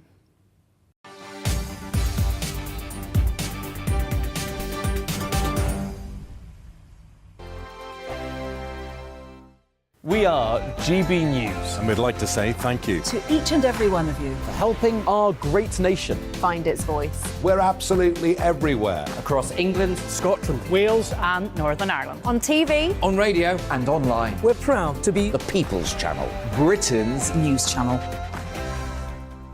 On the Mark Steyn Show, we cover the stories a lot of people are scared even to mention. The stuff that really matters with some of the world's biggest thinkers. Now is his opportunity to kind of take the steering wheel of history. Break away from the flop at 8 o'clock on GB News with the Mark Steyn Show. Hello, I'm Esther McVeigh. And I'm Philip Davis. Whether you're watching or listening on TV, online or on radio, we handpick the latest stories, debates and expert opinions for your weekend. So whether that's politics, news or showbiz, we've got it covered. Join us every Saturday morning at 10 o'clock on GB News. Join my show Farage, 7 p.m. till 8 p.m. Monday through Thursday, and there you will get opinion, analysis, debate, and I'll cover stories that nobody else dares to touch. You've been cancelled. Join the club. Oh my goodness me. And then for the last 15 minutes, talking pints. We're over a drink. We have a civilised conversation with someone. We very often disagree, but we do it in a grown-up way. Come and join me on Farage. Hi there, it's Stephen and Anne. At breakfast from 6 a.m, you'll always be caught up with everything you need to know, the latest headlines, opinions and debates. We'll bring you the good news and the bad, but most of all, we're here for you. Remember, send in your views and let us know what you would like us to talk about. That's because we're your news channel. And every morning at 6 a.m, it's breakfast on GB News. I'm Dan Wootton. Join me Monday to Thursday from 9 to 11 for the feistiest and most fun news debate on TV, where free speech reigns. I'll bring you a sharp take on the day's biggest stories, bombshell newsmaker interviews, and A-list guests. And I guarantee you, no spin, no bias, no censorship, and no reason to go to bed. That's Dan Wootton tonight, Monday to Thursdays from 9 on GB News.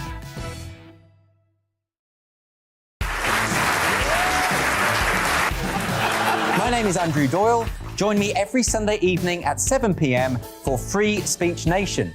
This is a show where we address current affairs and news stories of the week with the help of two wonderful comedian panellists. I brought in comics because I want to give it a lighter edge, and also they work for less. See you there.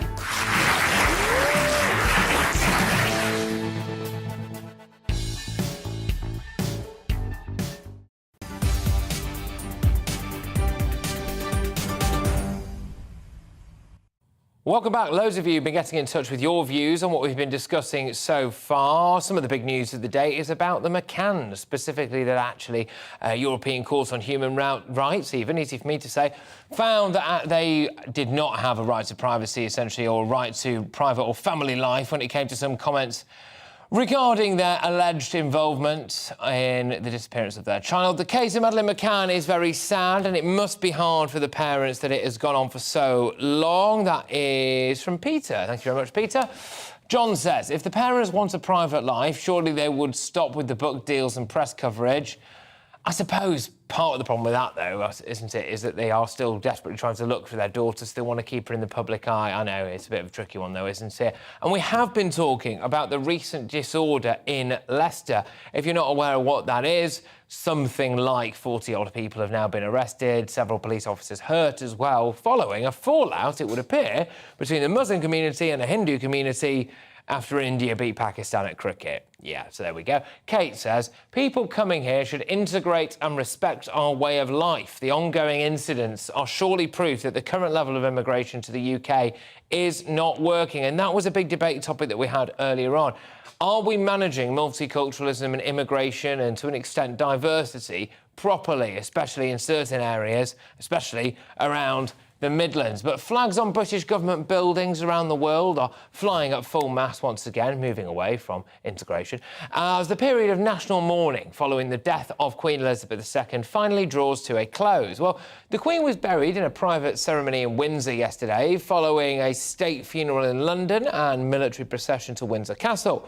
Hundreds of thousands of people lined the streets to pay their respects, with billions tuning into the procession on TV. But our next guest is Barbara Krellin, who actually attended the Queen's state funeral. Thank you very much, Barbara.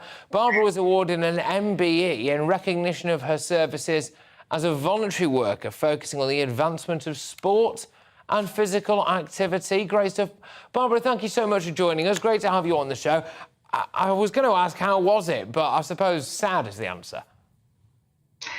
Sad and sombre, but it was very reflective. There was lots of remembrance, and people were just there to pay their respects, to pay tributes. The whole thing was amazing. Everything, the organisation, I've seen lots of things on Facebook that nobody can do it like the Brits, and I don't think they can. The organisation was impeccable. Everything from start to finish, the parts I saw were just all slotted into place at exactly the right time. Did her proud, did we? We most certainly did. I just couldn't pick out a part that was the most memorable. The whole thing, it will live with me for the rest of my life. How important was it for you to have been there? What did it mean for you? I had thoughts of going down to pay my respects in down at Westminster, and then when I got that phone call, I thought, this is just amazing. What an opportunity. I couldn't not go.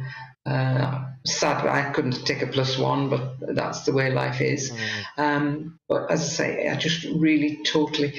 People said enjoy. You couldn't enjoy it. It was more about appreciating the occasion. Did you see other members of the royal family, I take it, as well, then? That must have been quite something. I was probably less than 2 metres away from the whole procession, from the coffin, from the royal family, from the dignitaries. Because of events early in the morning when I was on BBC and talking to them, I was very early because I got into the Abbey very, very early, and we were just filing in, and my seat as I filed in just happened to be, in fact I'm on that picture there now that you're showing, my picture just happened to be right on the aisle. It was even possible to make eye contact with some of them, and some of them made eye contact with me. Just made me feel extra privileged. Oh, wow. Gosh, and I suppose I have to ask you a little bit about the work that you've done. You were awarded an MBE in recognition of the services that you do as a voluntary worker, focusing on the advancement of sport and physical activity. Is it remarkable that in a country full of people, you were one of, I suppose, a handful, essentially, that got that phone call to say, please, can you pay your respects at the funeral. Yes, I mean, I was selected. I was so thrilled that it was a wish of the Queen that 200 ordinary people should be there. And as I say, I got my MBA, as you say, for sport and things, and encouraging children, giving them opportunities. But the main focus seems to have been on my work with the community first responders, whereby we go out to 999 calls as volunteers and respond in our local community, because in a rural place like Rutland, we don't have a lot of actual ambulance cover. So quite often we're there, we can be there 5 minutes, 20 minutes, an hour, 2 hours before the emergency services arrive. And as I coordinate the group, I'm sort of responsible for all that as well. So it's just what an opportunity, what a privilege. You do tremendous service for this country, as indeed, of course, our dear Queen did. And I think it must have been, it's something I can only imagine, having actually have been there to see the emotion and soak in the occasion firsthand. But thank you very, very much for joining us, Barbara Crellin there, who actually attended the Queen's state funeral. Barbara Crellin, MBE, I should say, actually. There we go. But we've got loads more to get stuck into throughout the course of this show today. For example, today, around 6 million disabled people living in the UK will now receive a one-off cost of living payment of £150. Is that enough? If you magnify that over the course of our entire nation, is it too much? But some people say, of course, no, the opposite is true. We need to dig deeper into our pockets and give these people more. Well, the announcement comes ahead of a mini-budget on Friday. Liam Halligan, our economics guru, is going to bring you the very latest on that. What can we expect from this mini-budget? What will it mean for you? And also to drill down into some of the specifics of it. Liz Truss has vowed to be a Conservative Prime Minister, upholding Conservative values. Will she be financially conservative as well? Will she go for growth? But first, it's your news update with Tatiana Sanchez.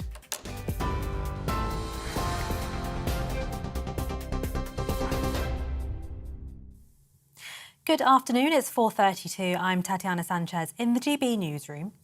The Prime Minister says the UK's security can't be jeopardised for the sake of cheap energy.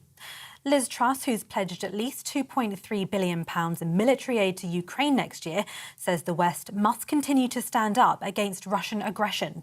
She and world leaders will discuss the war at the UN General Assembly, which is now underway in New York.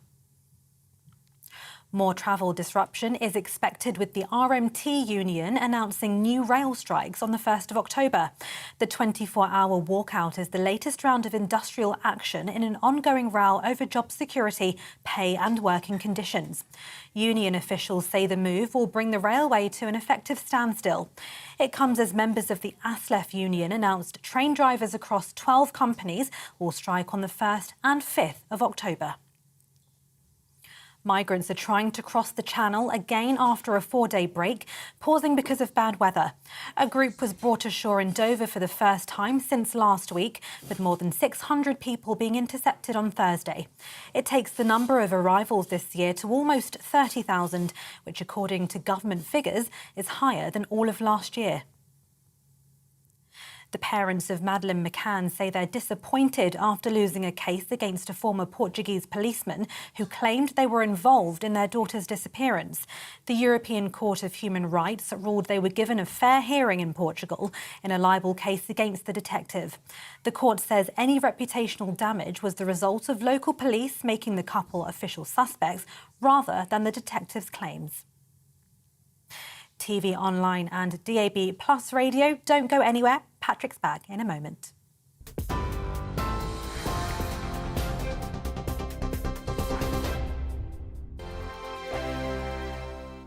We are GB News. And we'd like to say thank you To each and every one of you. For helping our great nation Find its voice. We're absolutely everywhere. Across England, Scotland, Wales and Northern Ireland. On TV, On radio, and online. We're proud to be The People's Channel. Britain's news channel.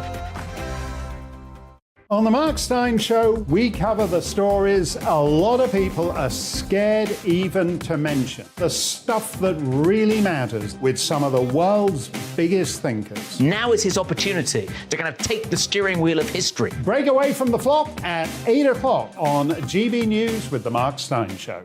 Hello, I'm Esther McVeigh. And I'm Philip Davis. Whether you're watching or listening on TV, online or on radio, we handpick the latest stories, debates and expert opinions for your weekend. So whether that's politics, news or showbiz, we've got it covered. Join us every Saturday morning at 10 o'clock on GB News. Join my show Farage, 7 p.m. till 8 p.m. Monday through Thursday, and there you will get opinion, analysis, debate, and I'll cover stories that nobody else dares to touch. You've been cancelled. Join the club. Oh my goodness me. And then for the last 15 minutes, talking pints. We're over a drink. We have a civilised conversation with someone. We very often disagree, but we do it in a grown-up way. Come and join me on Farage. Hi there, it's Stephen and Anne.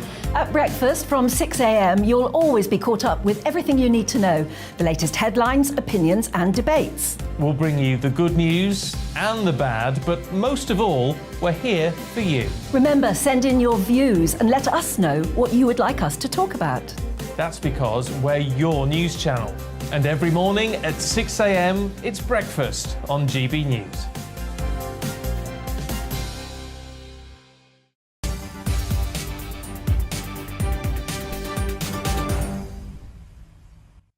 Welcome back, everybody. Now, this Friday, we're expecting Chancellor Kwasi Kwarteng to unveil that long-awaited mini-budget. And giving more details about the government's energy package is GB News' business and economics editor Liam Halligan with On the Money.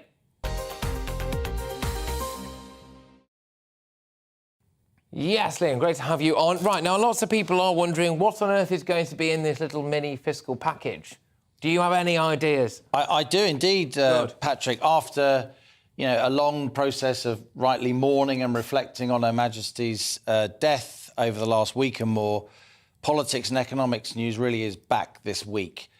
Tomorrow morning, there's going to be a business energy support package unveiled by the new business secretary, Jacob Rees-Mogg. A lot of people who follow GB News, who run small businesses, will be really interested because so many of them contacted me in recent months.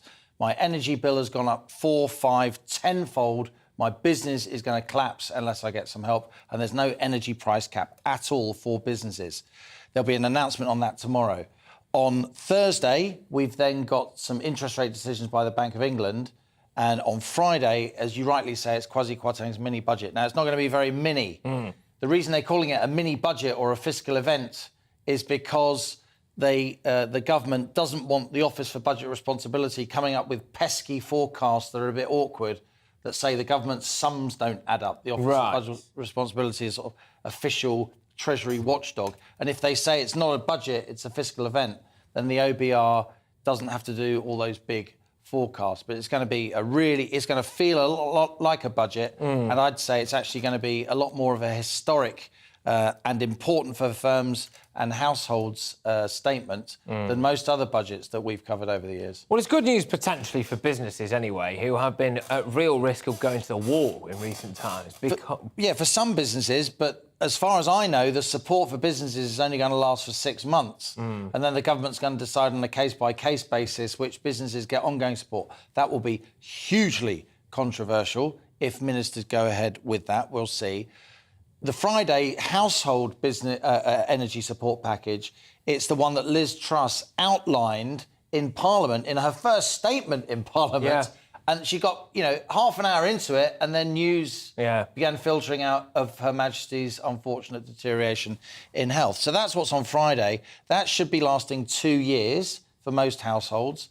As of today, we've got a disability allowance, cost of living disability allowance, a kind of top up of 150 quid. 6 million people will be getting that between today and the end of September, the Department for Work and Pension says.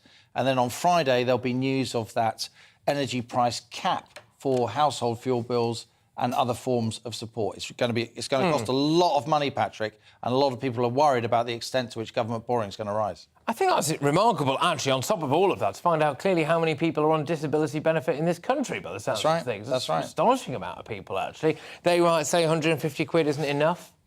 Of course they will, and rightly so, because we're all going to be paying a lot more for our energy this winter than last winter, even with all this help. That's, you know, that is, if I didn't say that, I'd be lying. And I don't want to give people misinformation. I don't want to be alarmist. But that is just the long and the short of it. On top of that disability cost of living allowance that the government is giving, there's also £400 for all households to help with energy bills. That's not means tested. Even the wealthy get that, which is controversial. And another £650 for households that qualify for other benefits like pension credit and housing benefit and so on. So it's complicated, but we will, of course, be giving you all the details, all the insights throughout GB News special programming on Friday. Can I ask what the Halligan household is doing in order to cut back on energy stuff, or are you just turning your lights off? I grew up in a household. I grew up in a house with no central heating. Yeah. And so it really doesn't bother me. Yeah, it really doesn't bother me.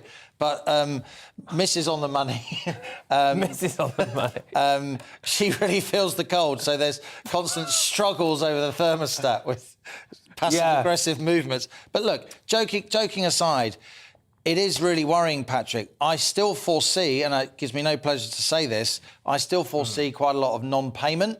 There's petitions going around now, even with this additional help of people not paying their bills. I see some really nasty conflicts between energy providers and households who say they can't pay, won't pay. This is a very, very worrying time. And as I said, it's going to cost the government a lot of money.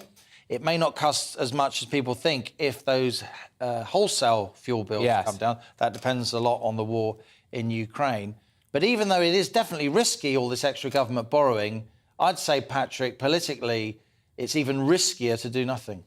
Well, I suppose so as well, and not least, well, there's the moral argument, of course, there is, but there's also the optics of it all as well. You know, elderly people freezing to death in their own homes, for example, if you do nothing. We know it happens. Yeah. We know it happens. We know that not just elderly people, a lot of households have in the past had to choose between heating and eating. We're going to be hearing a lot more about that phrase going forward. So after this massive hiatus, it's 76 days since Boris Johnson resigned, and today is the first sort of day of real politics, back to school, public policy, if you like.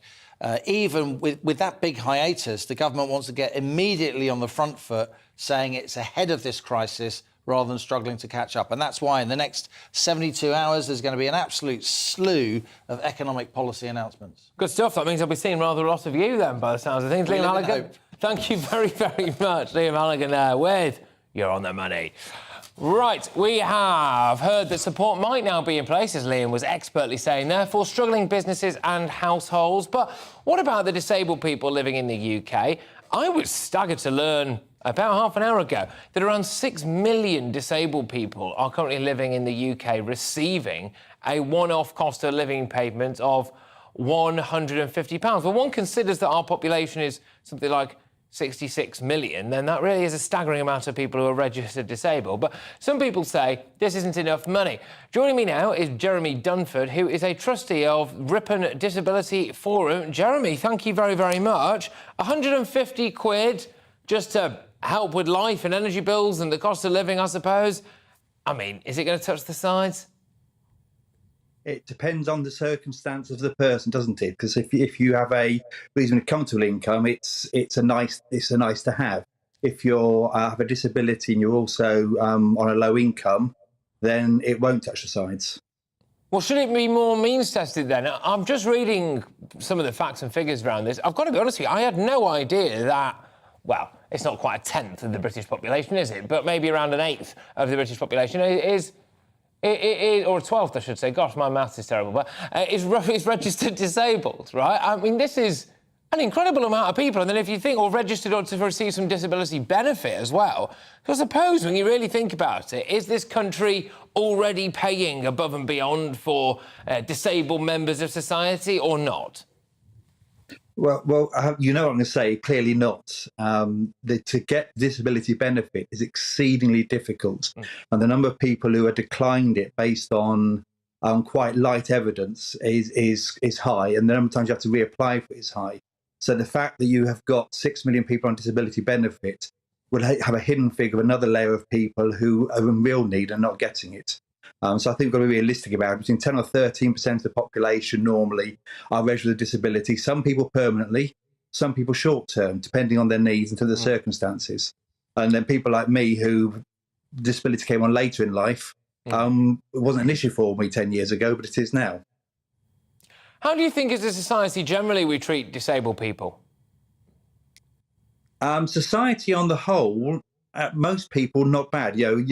It depends on the person. I think it is seen as a drain on society by some people because there's costs with it, there's infrastructure, facilities, requirements for that. But surely we judge a society by how we treat our most vulnerable. And if we can't treat our most vulnerable properly, then we can't really judge our society very well, can we? No, Jeremy, just lastly, when it comes to the cost of living crisis, I wonder, is it disproportionately affecting disabled people? Because one would imagine that some disabled people don't go to work, can't physically leave, whatever their disability is, right? Can't physically leave the house, potentially, maybe, and therefore are more inclined to have things like lights on at home. To be feeling that brunt of the new energy crisis and cost of living crisis more so maybe than other people who, well, for example, all the lights in my flat are off now because I'm here at work, right? So my meter isn't ticking over now while I'm sat here, but maybe for somebody who has to stay at home, it will be. It's a whole number of factors where the costs increase. Yes, you get, for some people with disabilities, you're in the house more, but you have things like you have to charge, if you've got an electric wheelchair, you have to charge that up daily to keep it up to heat. You may have specialist equipment like breathing equipment and dialysis at home that will need energy and usage. So a lot of people with disability have quite significant additional costs inside the home. And when you go outside the house, if your mobility is restricted, you get so cold so quickly. When you get it back in the house, it can take you 3 or 4 hours just to warm up to what is a normal level. So I think depending on the person, the costs do increase. They are quite significant. And what you do get at the moment helps. No matter what the source it helps, it does not cover the costs of meeting the cost of your disability for most people. And if you're on a low income, it doesn't get even close to it. Jeremy, thank you very much for your time. Jeremy Dunford there, who's the trustee of Ripon Disability Forum. Right, well, we wanted to move away from all of that. We've covered quite a lot, I suppose, so far this hour. People paying their respects to the Queen. We've also spoken about the interesting developments in the Maddie McCann case, which is essentially the Portuguese detective who wrote a book and did a TV interview and did all sorts, essentially, highlighting the fact that at the time he believed they may have been involved in their daughter's disappearance. Apparently, he was allowed to say those things and has been deemed allowed to say those things by the European Court on Human Rights. But we're going to go from there to Wales. That's right. Have you been planning on visiting Wales anytime soon? No? OK. But apparently, if you are, you could see your holiday budget stretched under government plans for them to pay a, quote, tourist tax. Someone outside said to me earlier on, would you pay to go to Wales? To which I said, no. And then I realised, actually, I already pay to go to Wales because I have to go over a toll, don't I? Or as someone that I'm friends with, he calls it, he is Welsh, the bridge into heaven. So there you go. And even people who live in Wales could also be liable now, though, to pay tax if they stay in hotels or B&B. So the Welsh will be paying to go to Wales. Astonishing. But unsurprisingly, the plans have been met with a mixed reaction. So should we pay to stay in countries that aren't our own? Joining us now is Managing Director of North Wales Tourism. It's Jim Jones. Thank you very much, Jim. I mean, is this tourist tax a good idea? Wales is absolutely lovely. I really enjoy Wales. I'll pay a toll to get in. I don't know if I want to pay any more than that. Hey, good afternoon, Patrick. Thank you for those kind sentiments about Wales. And the toll into Wales is no longer there, so you can get into Wales. There you go. I'll pay a tourist tax now. Then I'll pay it. I'll just forget what I said about the toll. I'll go to Wales. Listen, the timing on this is all so wrong. It's insensitive, and it just shows a complete lack of respect for our industry, which in some cases is the economic lifeblood of our communities. And we're still reeling from the pandemic and not had time to recover. So what we need from Welsh Government, not talking about taxes, but we need assistance to help us recover going forward. So who's really coming up with this then? Because they do something similar, I think, in Edinburgh and parts of Scotland, normally around the time of the Fringe, for example, so a major event. And one can argue, well, that's a major global event. They might as well try and coin it in as much as possible, and hopefully eventually they can pay someone to actually take the bins out, which has been an issue in Scotland recently. But what's going on in Wales? Why now? Who's responsible for this? Well, it was 2017 when the finance minister, which was Mark Drakeford, they tried to bring in 4 new taxes, and one of them was a tourism tax. It failed then, and we're hoping it's going to fail going forward because, most local authorities are using the argument that they need extra income to help manage the destination. But Welsh Government give these local authorities millions of pounds in what's called an enhanced population grant. So the more visitors, the more money those local authorities get in order to manage their destination properly. And the question is, where is that money going? Because literally it is millions. So the argument is to get more money to invest in the infrastructure. At the moment, they're talking about a very low tax. However, as with everything else, council tax, it grows over a period of time. Yeah. I've got to ask, do the Welsh people actually like tourists? I've got a few friends of mine whose families have had second homes over there, and it's been a mixed reaction, Jim. It has. Listen, tourism is the lifeblood of many communities, as I've already said. We love the tourists, whether they come from England, Wales, Scotland, Ireland, or overseas. And I'm in Japan at this moment in time, and the reason I'm here is trying to entice the Japanese to come over to Wales, and North Wales especially, on holiday. So, the Welsh Government, I think, after what we've been through, and seriously, Patrick, what we have been to, this industry has suffered so much. So to come after the recent elections, to be faced with a number of taxes that's basically having a huge impact on our industry at this moment is so wrong. All right, before I let you get going, Jim, I want you to hit me with some top tourist destinations for people watching this now who've heard your dulcet Welsh tones and are desperate to go and experience the action. Listen, we're not called the adventure capital of Europe for nothing. We've got the biggest, the longest, and I can start and talk all day, the longest zip wire in the world, the first wave garden in the world, the biggest underground trampoline in the world. We've got castles, more castles than anywhere else.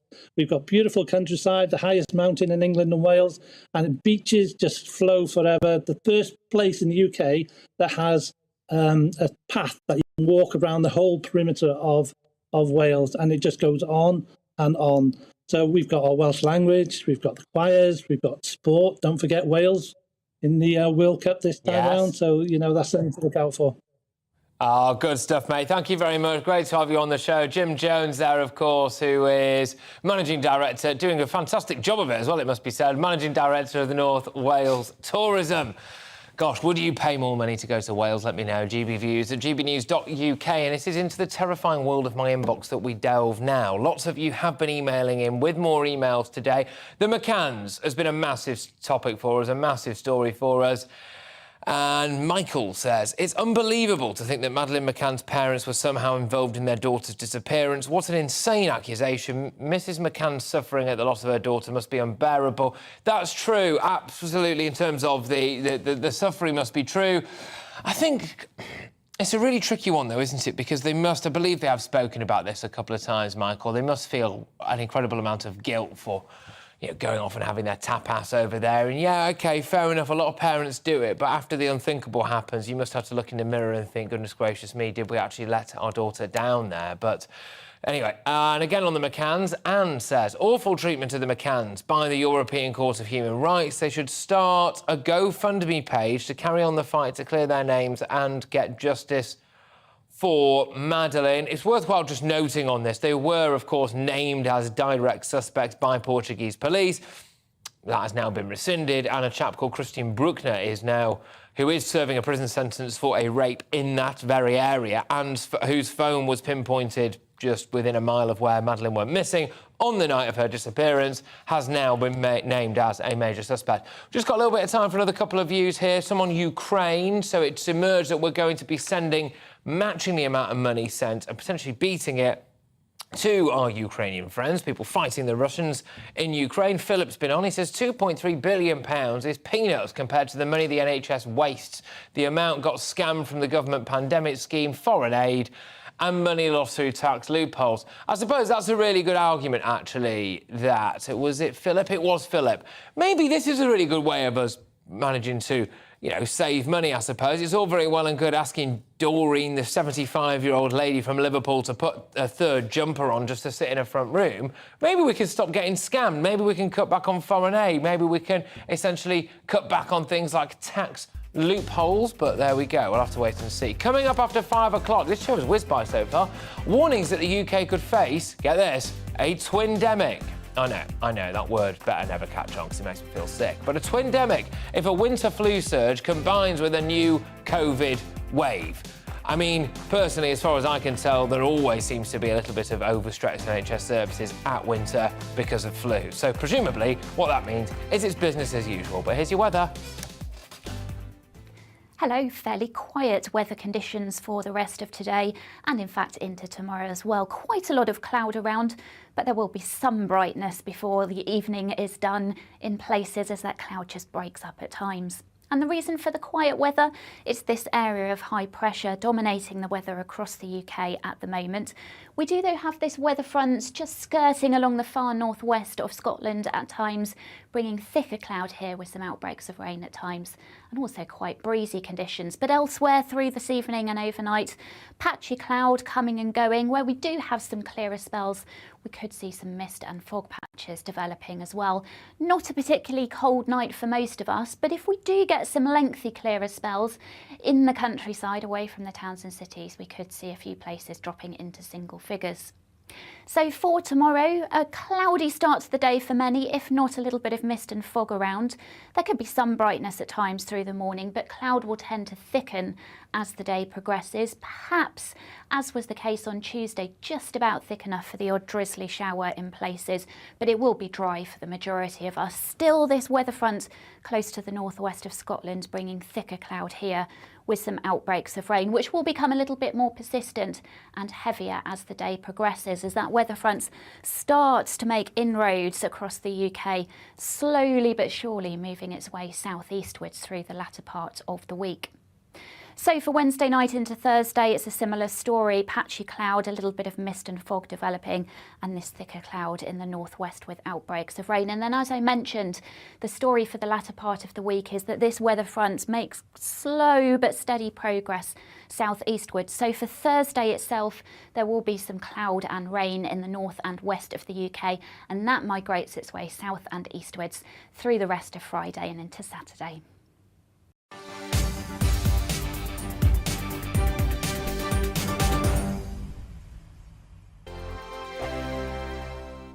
We are GB News. And we'd like to say thank you To each and every one of you. for helping our great nation Find its voice. We're absolutely everywhere. Across England, Scotland, Wales, and Northern Ireland. On TV, on radio, and online. We're proud to be The People's Channel. Britain's news channel. On the Mark Steyn Show, we cover the stories a lot of people are scared even to mention. The stuff that really matters with some of the world's biggest thinkers. Now is his opportunity to kind of take the steering wheel of history. Break away from the flop at 8 o'clock on GB News with the Mark Steyn Show. Hello, I'm Esther McVeigh. And I'm Philip Davis. Whether you're watching or listening on TV, online or on radio, we handpick the latest stories, debates and expert opinions for your weekend. So whether that's politics, news or showbiz, we've got it covered. Join us every Saturday morning at 10 o'clock on GB News. Join my show Farage, 7 p.m. till 8 p.m. Monday through Thursday. And there you will get opinion, analysis, debate, and I'll cover stories that nobody else dares to touch. You've been cancelled. Join the club. Oh my goodness me. And then for the last 15 minutes, talking pints. We're over a drink. We have a civilised conversation with someone. We very often disagree, but we do it in a grown-up way. Come and join me on Farage. Hi there, it's Stephen and Anne. At breakfast from 6 a.m, you'll always be caught up with everything you need to know, the latest headlines, opinions and debates. We'll bring you the good news and the bad, but most of all, we're here for you. Remember, send in your views and let us know what you would like us to talk about. That's because we're your news channel. And every morning at 6 a.m, it's breakfast on GB News.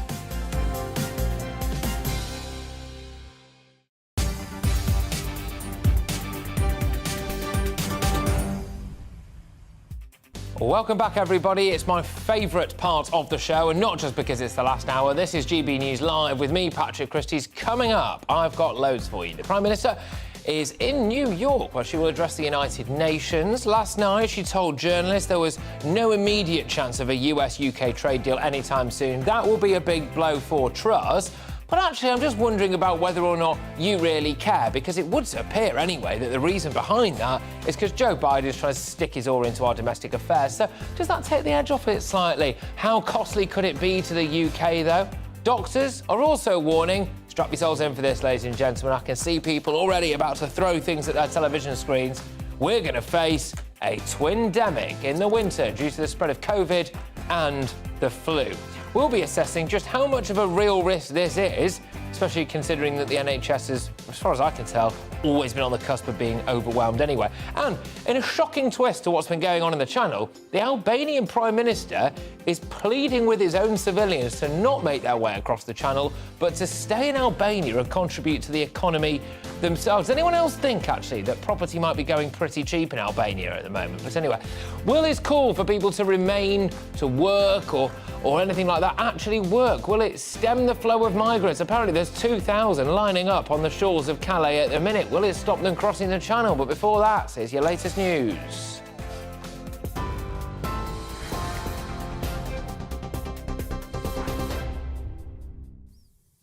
Good afternoon, it's 1 minute past 5. I'm Tatiana Sanchez in the GB newsroom. The Prime Minister says the UK's security can't be jeopardised for the sake of cheap energy. Liz Truss, who's pledged at least £2.3 billion in military aid to Ukraine next year, says the West must continue to stand up against Russian aggression. She and world leaders will discuss the war at the UN General Assembly, which is now underway in New York.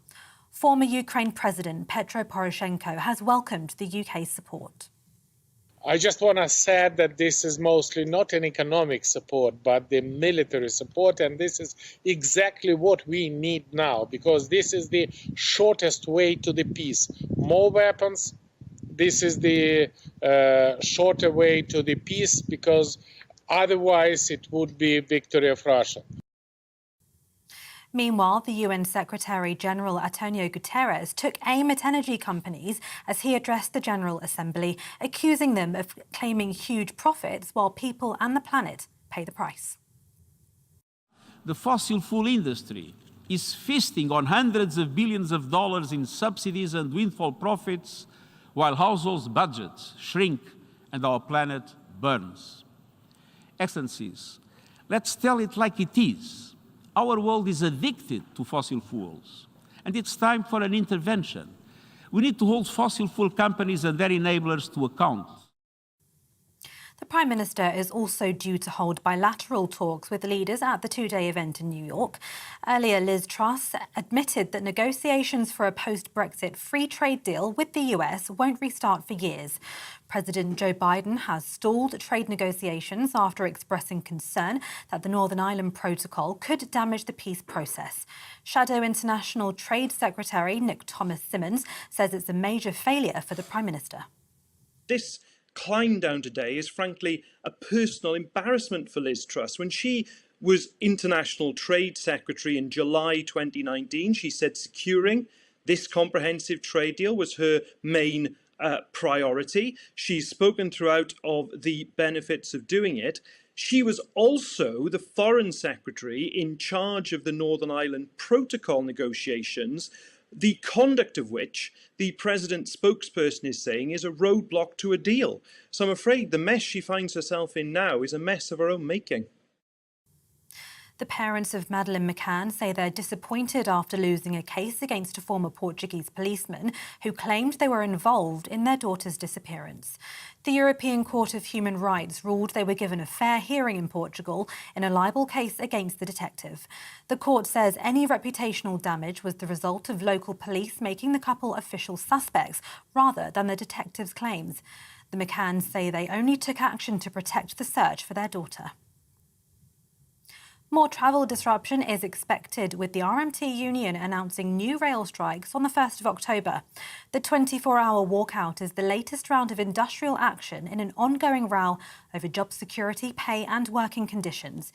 Union officials say the move will bring the railway to an effective standstill.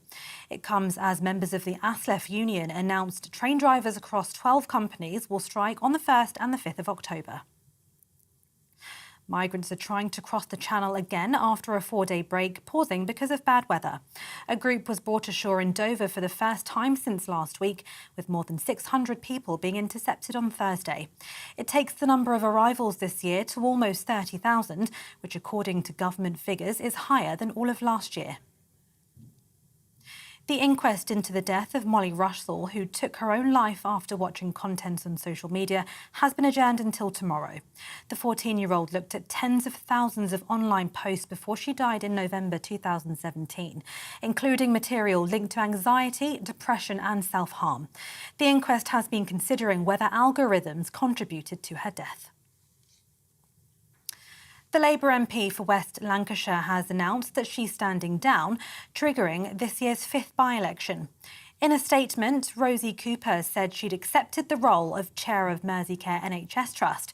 It comes 3 years after a man was jailed for plotting her murder.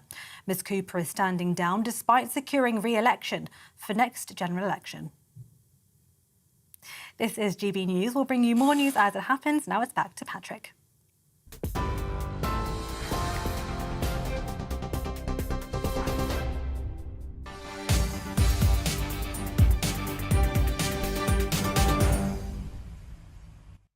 Thank you, Tatiana. Right, so the Prime Minister, Liz Truss, is meeting with US President Joe Biden and other world leaders at the United Nations General Assembly in New York. No trade deal, though. That's off the table. We're going to be discussing all about that very shortly. But it is her first foreign trip as Prime Minister, and she'll focus on the war in Ukraine and the global crisis in food security, apparently. This all comes as political duties resume with a vengeance after a period of national mourning for our dear Queen. GB News' political editor Darren McCaffrey is in New York for us, and there he is, still looking as sharp as ever. Darren, you are some shades away from a Hollywood film, I must say, my good man. But what's the latest then? So Liz Truss focusing on Ukraine, which is something, to be fair, that we've handled pretty well as a nation, and the global food crisis, is that right? Yeah, indeed, there's a whole lot of really big issues taking place at the United Nations this week. You know, first of all, this is the annual gathering that takes place here in New York. It's a chance for world leaders effectively to come here, state their priorities, but also to meet one another effectively, because so many of them are in this city all at the one time. And this is a big moment for Liz Truss. And we say that, and we've been saying that really since she got elected. But what an extraordinary couple of weeks she has had. It is sometimes difficult to forget that she only became leader 2 weeks ago today, Prime Minister, 2 weeks ago today. Obviously, we had that 10 days of national mourning, politics somewhat put on hold, but now it is centre stage. And even though she's been Foreign Secretary, Patrick, actually for a number of years, you know, this is a step up, isn't it? She's now the equivalent to these world leaders that she's meeting. She's already had a bilateral with Emmanuel Macron, the French president. She's just about to meet Ursula von der Leyen, the EU Commission president, meeting the Spanish Prime Minister tomorrow, and of course, notably, the US President Joe Biden. That meeting previously meant to be held in Downing Street at the weekend, now happening tomorrow. And yes, Ukraine is dominant in terms of a couple of things. First of all, the actual situation on the ground, and we know the UK overnight, as she was in the air, committed more resources to Ukraine. That sense of consistency from Boris Johnson's administration, whether it comes to weapons or indeed to humanitarian aid. But there are bigger other questions about energy security. And Liz Truss this morning insisting that the higher bills that people are frankly going to have to pay this autumn and winter are worth it in order to ensure our energy security. In addition to that, there is still concerns, of course, about food security. You know, we know that Ukraine and Russia were two of the big bread baskets of the world, if you like. And yes, there are some shipments now leaving Odessa in that port in the south, trying to get places in the Middle East and Africa and elsewhere. But there still is a lot of problems there, and it is trying to even out and make sure that we're not going to see large parts of particularly sub-Saharan Africa descend into famine again, or indeed food shortages. But in saying that, as much as Liz Truss wants to focus on these big global issues, and she may well touch on Brexit as well, and of course the Northern Ireland Protocol with those European leaders, she can't get away from lots of questions these couple of days about what's going to happen back home, about whether the government is doing enough on the cost of living crisis. She will argue it is. Whether lifting the cap on bankers' bonuses is a good idea. She argues it might be unpopular, but it's necessary to spur growth. And on those tax cuts, what are we going to find out on Friday? Don't forget, there is a fiscal event or a mini budget taking place on Friday in which we're expecting a big change to the tax setup and indeed big tax cuts for some. Yes, it's going to be absolutely fascinating. It's indeed a good time to be watching the news, as anybody here is, because we've got a lot coming your way, a period of national mourning, which was only right and appropriate, but now it's back with a vengeance. GBNews' political editor, Darren McCaffrey in New York. Thank you very, very much. But I'm going to speak now to Aman Bagal, who is the founding chairman of the Global Britain Centre, which is an organisation promoting Britain around the world as a trade partner. Especially relevant, ladies and gentlemen, considering what's been said today or revealed today, which is that this much-fated trade deal with supposedly our special relationship, the US, you know, people traditionally who we've lent on and vice versa, is not quite dead in the water, but potentially is for another couple of years. Aman, thank you very much. In your view, who should Truss be targeting for Britain to negotiate a trade deal with? Because it is a blow that Joe Biden appears to not like us. Well, look, thanks for having me on the show, Patrick, again. Great to be here.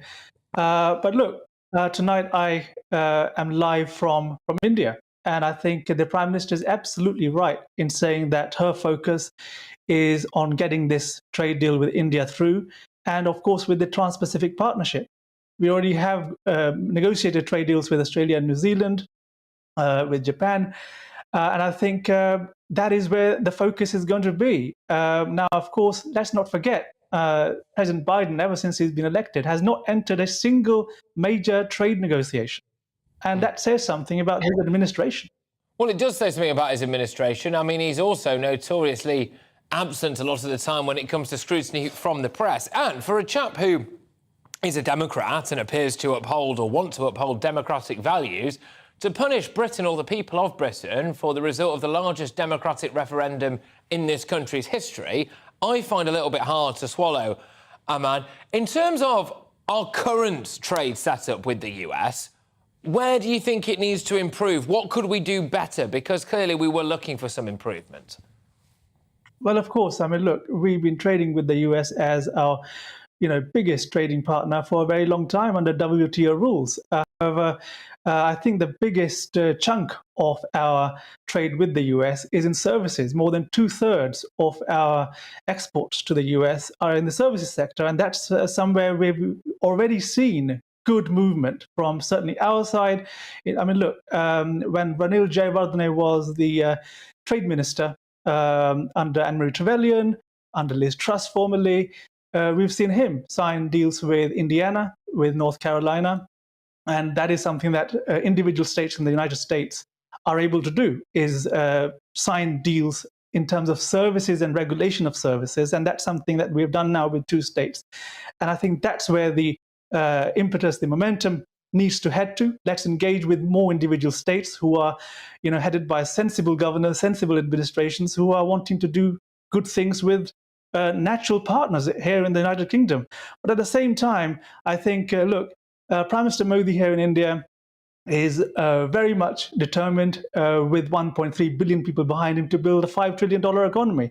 Right now, it's the fastest growing economy in the world. They're laying new rail track. They're laying new roads every single day, building new cities. And I think, things couldn't look better. And I think if you look at the details of the negotiations going on between the UK and India right now, we're in a very good place to still meet a good place by Diwali. So what I suppose you would be saying there, as somebody who obviously champions Britain, and thank you very much for doing so, by the way, on the world stage and trying to make sure that our best interests are met, both financially and in a PR sense, potentially people not need to get too focused about what's going on with a US trade deal, maybe not to see it as a fault of Liz Truss's, but more of an indication as to potentially flaws within the Biden administration, and accepting the fact that there's a limited amount of stuff that we can do about that, so we might as well move on. Well, absolutely. I mean, look at it this way. When Liz Truss was Trade Secretary in 2020, it was under her direction of her department as Trade Secretary. She laid out a 184-page blueprint of what we should be negotiating with the US for an FTA. And when President Trump was president, let's face it, I think if he was still president, we would have had a trade deal pretty much on the cards right now. So I think the Prime Minister is absolutely right to stand up for Britain's national interest, whether that be the Northern Ireland Protocol, whether that be standing up for our union and its integrity. And let's be honest, the world is looking east. Well, it is. And I must say as well, it potentially will go down as one of the biggest trade flaws in this country, for whatever reason it may have been, is that we didn't get something over the line with America whilst they still had a President Trump, not a President Biden, because President Trump clearly loved Britain, I think clearly prioritised a special relationship, and Joe Biden, I'll say it, I'm not even sure he's really running the country. But Aman, thank you very much. Aman Bagal, there, founding chairman of the Global Britain Centre. Great job. Good luck in India as well, and all the great work that you're doing for Britain on the world stage. Thank you very much. Now, there are growing fears, a little bit closer to time this, growing fears that the NHS could be overloaded this winter, with some experts expecting heavy seasonal flu coupled with rising number of COVID cases, and they've coined the term twindemic. There you go. Well, it could lead to record backlogs and waiting times. I don't know about you, but I seem to be reading a story very similar to this, whether it was COVID or whether it was flu or whether it was just elderly people getting a cough or something. Every single year, it's record backlogs, waiting times. But anyway, let's speak now to Dr. Lawrence Buckman, who is the former chairman of the BMA's GP's committee. Is this, thank you very much for joining me. Look, is this a little bit like The Boy You Cried Wolf? Every single year, it's, we're going to be overrun, we're going to be overrun, we're going to be overrun. It's winter, people get flu. Yes, they do, but they don't get flu matched with COVID. For the last couple of years, we haven't got flu because we've all been staying at home and hiding away. Now we're not hiding away. The risk of a combination of the two probably now relatively minor pandemics hitting us very badly is there. You're right about the autumnal threat every single year, and I go back, my entire career has been surrounded by autumnal threat to the NHS. But these two are unique. We've never had this before, and I think that is just another thing. It's not the only thing, but it's just another thing that's going to make the situation even worse, if you can believe that. OK, all right. Well, what can we do to actually sort it out? Because I don't think many people in the British public will countenance doing anything like we did before in terms of restricting movement or visitations or socialisation in order to protect our beloved NHS.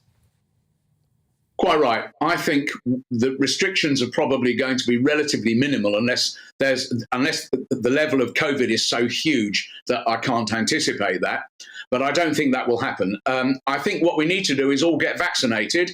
I've had my 2 today, 1 in each arm, and I'm sure that's what we should be encouraging, certainly the over 65s and a whole list of people who are at risk. You can find out if you're at risk by looking at the government website. And if you are, get vaccinated, indeed get double jabbed so that you don't stand a risk of getting flu and COVID. For the rest of us... You got jabbed to the max today, did you? You got your flu and your COVID in a oneer. Was it 1 in each arm or how did you do it? One in each arm. Just lay back and think of England and it was all over. And it was almost painless. I feel completely well, and I'm protected against 2 things, a combination of which would be... Are you? Silly what, if I talk to you in a week's time and you've got both flu and COVID, I'm going to raise serious questions about the validity of these jobs. What is more effective, the flu vaccine or the COVID vaccine, in your professional opinion? The COVID vaccine. Is more effective than the flu vaccine? Yeah.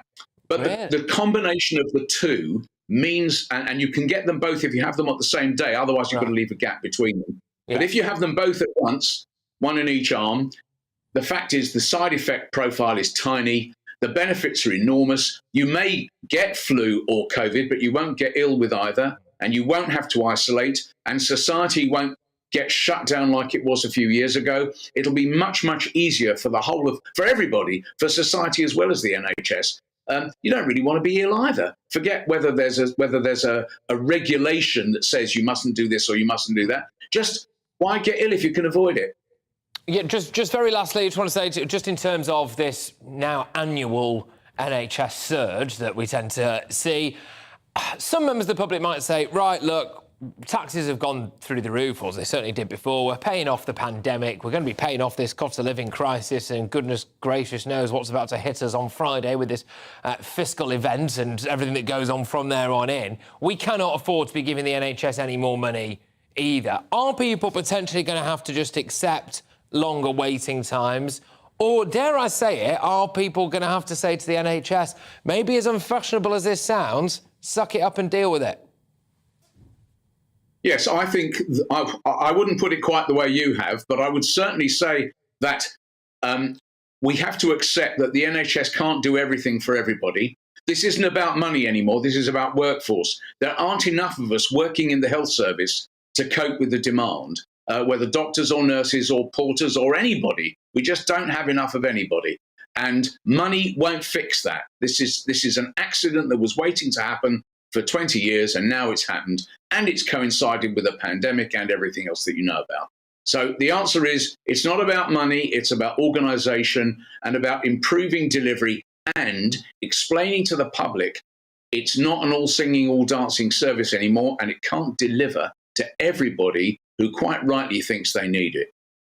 Thank you very, very much. Dr. Lawrence Buckman there, former chairman of the BMA's GPs committee.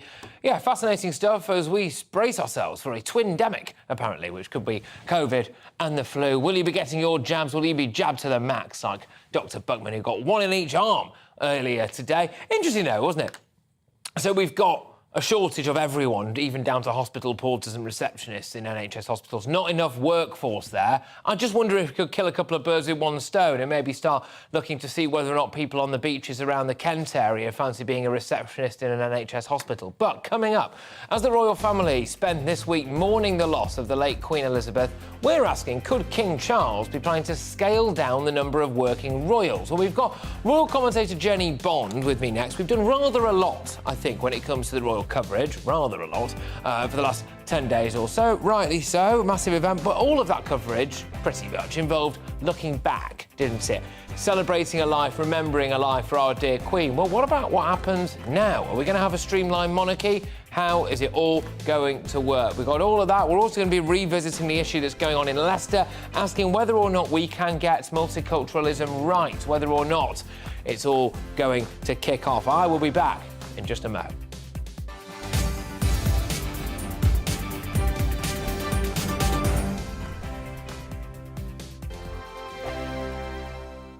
We are GB News. And we'd like to say thank you To each and every one of you. for helping our great nation. Find its voice. We're absolutely everywhere. Across England, Scotland, Wales and Northern Ireland. On TV. On radio. and online. We're proud to be The People's Channel, Britain's news channel.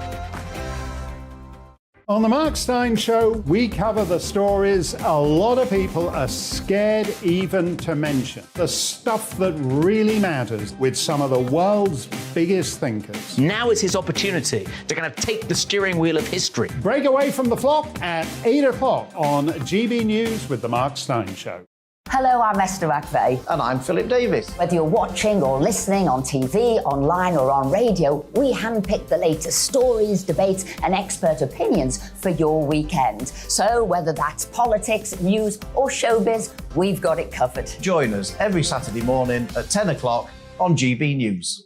Join my show Farage, 7 p.m. till 8 p.m. Monday through Thursday, and there you will get opinion, analysis, debate, and I'll cover stories that nobody else dares to touch. You've been cancelled. Join the club. Oh my goodness, brilliant. And then for the last 15 minutes, talking pints. We're over a drink. We have a civilised conversation with someone. We very often disagree, but we do it in a grown-up way. Come and join me on Farage. Hi there, it's Stephen and Anne. At breakfast from 6 a.m, you'll always be caught up with everything you need to know, the latest headlines, opinions and debates. We'll bring you the good news and the bad, but most of all, we're here for you. Remember, send in your views and let us know what you would like us to talk about. That's because we're your news channel. And every morning at 6 a.m, it's breakfast on GB News. I'm Dan Wootton. Join me Monday to Thursday from 9 to 11 for the feistiest and most fun news debate on TV, where free speech reigns. I'll bring you a sharp take on the day's biggest stories, bombshell newsmaker interviews, and A-list guests. And I guarantee you, no spin, no bias, no censorship, and no reason to go to bed. That's Dan Wootton Tonight, Monday to Thursdays from 9 on GB News.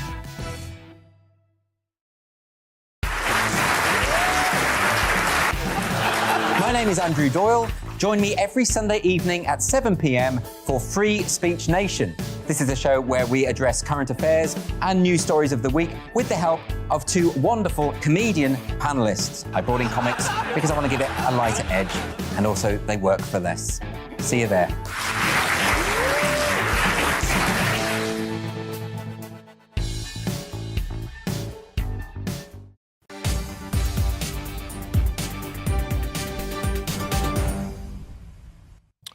Welcome back, everybody. Yesterday was a monumental day in the history of the United Kingdom. Queen Elizabeth II was buried in a private ceremony in Windsor, bringing an end to the reign of the country's longest ever serving monarch. And royal engagements and visits at the core of the monarchy's work to support the voluntary and civil sector have been postponed. Essentially, the royal family were having to do all of their grieving in public, weren't they? Now they get to do it privately. But royal mourning continues for this week. Now, we want to obviously reflect the views of yourselves here and the experiences of yourselves. And so what we decided to do was try to round up as many people as possible who actually went to the funeral. And here to speak to us is a recipient of the Queen's Honours Award, Ella Marks. Ella, thank you very much. You attended the funeral yesterday, didn't you? Yes. Yes, I imagine it was a very sad occasion, but are you glad that you went? Enormously glad. I was so, well, amazed, astonished, delighted, proud to be asked to go to the funeral. It was a very moving occasion, and it's certainly something that I shall certainly remember and hand on the memory to my family. Well, that's part of it, I suppose, Ella, isn't it? You do get to hand that memory on to your family. Can I ask whereabouts you were sitting? Did you see other members of the royal family? I was terribly fortunate. I was sitting very, very near the west door. I was in the second row of the first block by the west door, immediately by the memorial to the unknown soldier. So as the processions divided to go past the memorial, one lot were literally within a hand's breadth of me. So I was incredibly fortunate. And when the west doors were open, of course, I was able, from where I was sitting, to see some of what was going on in the courtyard as well. I couldn't have had a better seat unless I'd been in the choir, of course. You've been in the choir? Well, maybe. I tell you what, I'd never get a gig in the choir, Ella, that's for sure. I'm completely tone deaf. But yes. So in terms of the event itself then, how did you find out that you were invited to it? Did they just give you a phone call? I got a phone call from the Cabinet Office the week before, the Saturday before, and was, amazed and delighted. When I hadn't heard their confirmation by midweek, I began to think it was a scam, and phoned the Cabinet Office to find that it was well and truly not a scam and that I was going to be able to go. Delighted, of course.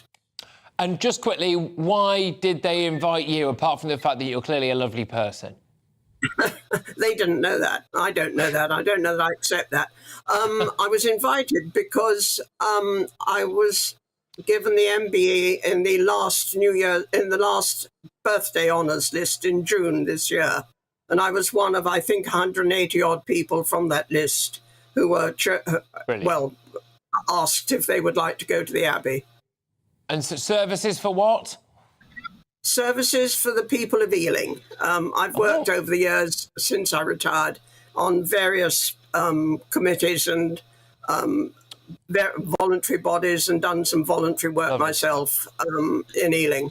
Well done, Ella, and long may it last as well. You're doing splendid work. Ella Marks there, who basically attended the Queen's funeral, and what an occasion it must have been for her, and one to pass down as well to other family members, to keep the memory of our dear Queen alive. But from somebody who's got services to the people of Ealing now, I'm going to go to somebody who should have an MBE for services to the people of GB News, because we've been using this lady's services for a very, very long time here, specifically as well, almost relentlessly and non-stop since the Queen's sad passing. But let's look at the future of the monarchy now, as King Charles is adjusting to his new role. But could King Charles be planning to scale down the number of working royals? The royal commentator Jenny Bond joins me now. Thank you very, very much, Jenny. Can I just say, every single time I interview you, you are in a different, even more spectacular room. I think I want to live where you live. This is my daughter's house, actually. So even your family have tremendous rooms. It's remarkable. I'm missing a trick here, but no. So let's get stuck into the King Charles issue and commend your daughter on a lovely house, but I think looks of things as well. But King Charles, a streamlined monarchy. What would that mean? Well, I think we've already seen it, actually, because I'm not sure they can streamline much more. There are very few working royals now. If you think we've got Charles and Camilla, obviously, we've got Catherine and William. Their children are far too young to even think about royal duties, though we did see two of them at the funeral, obviously. And beyond that, we've got the Wessexes, who work very hard indeed, Edward and Sophie, but their children, Sophie has said she's already told them that they should expect to earn their own living. Harry's out of the picture, and we have Princess Anne, of course, the Princess Royal, but her children, Zara and Peter, all the rest of them, they don't want to do it. So we've got very few working royals as it is. So I think it's really a fait accompli. I don't see what else he can do. Well, that's interesting. What does this mean about the future, though, in terms of our working royals? Because, I mean, especially we've got one in the shape of Prince Andrew, I reckon wishes he was working, but can't, for obvious reasons. So going forward, then, once, obviously, I don't want to look at the death of another monarch shortly after we've just had one now, but when it's King William, you know, are we going to end up with very, very few working royals, or will it all kind of ebb and flow again? Well, by that time, we'll be towards the time, presumably, when we'll have George and Charlotte and Louis will be growing up, one assumes. I suppose the choices that Charles has in slimming down the monarchy further is not bringing in Princess Beatrice and Princess Eugenie, which he could do. But the other senior royals who are still working are really very elderly. We've got Princess Alexandra, we've got the Gloucesters, Duke of Kent, but I mean, you know, they really are getting up there in years. And so the choices he has, I suppose, is not to bring in more working royals. But as it is, they are very, very streamlined. OK, all right. Well, you know what? I've nearly gone 2 hours and 33 minutes without mentioning Meghan Markle here, Jenny, so I'm going to have to do it now. Were the tears real or fake for you? Goodness, I don't know. I'm sure she felt very deeply for her husband. I mean, when you watch your husband grieving as clearly as Harry is, you know, your place is to comfort him and help him through that. I mean, she herself has, I know she's met the Queen fewer times than I have, but that doesn't stop you feeling sorrow for the family of which you are a part, a family which... And a lady, the Queen, who said you will always be part of the family, a father-in-law who publicly, on his first great declaration as king, included her name, saying that he loved them and wished them the best as they built their life overseas, making the point very clearly they are not going to be working royals. So, yeah, personally, I found it a little disconcerting, I suppose, to see her taking such a prominent role, but that is her place because she is the Duchess of Sussex. Yes, OK, all right. Thank you very, very much, Jenny. Great to have you back on the show yet again. Jenny Bond there, royal expert. And when we come back after the news, a number of people have been arrested and some police officers injured following violence between some Hindu and some Muslim groups in Leicester. That's right. All of it apparently was sparked because India beat Pakistan at cricket, and that kicked off in Leicester. I'm going to be talking a bit more about multiculturalism, how we get it right, where are we going wrong, is it even possible to get it all right? All of this after your news.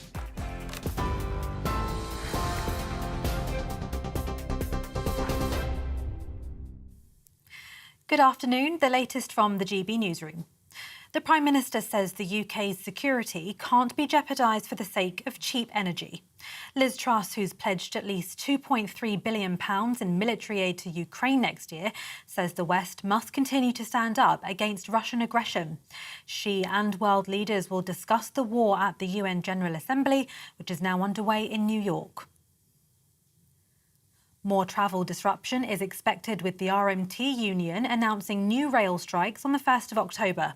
The 24-hour walkout is the latest round of industrial action in an ongoing row over job security, pay and working conditions. Union officials say the move will bring the railway to an effective standstill. It comes as members of the ASLEF union announced train drivers across 12 companies will strike on the 1st and the 5th of October. Migrants are trying to cross the Channel again after a 4-day break, pausing because of bad weather. A group was brought ashore in Dover for the first time since last week, with more than 600 people being intercepted on Thursday. It takes the number of arrivals this year to almost 30,000, which according to government figures is higher than all of last year. The parents of Madeleine McCann say they're disappointed after losing a case against a former Portuguese policeman who claimed they were involved in their daughter's disappearance.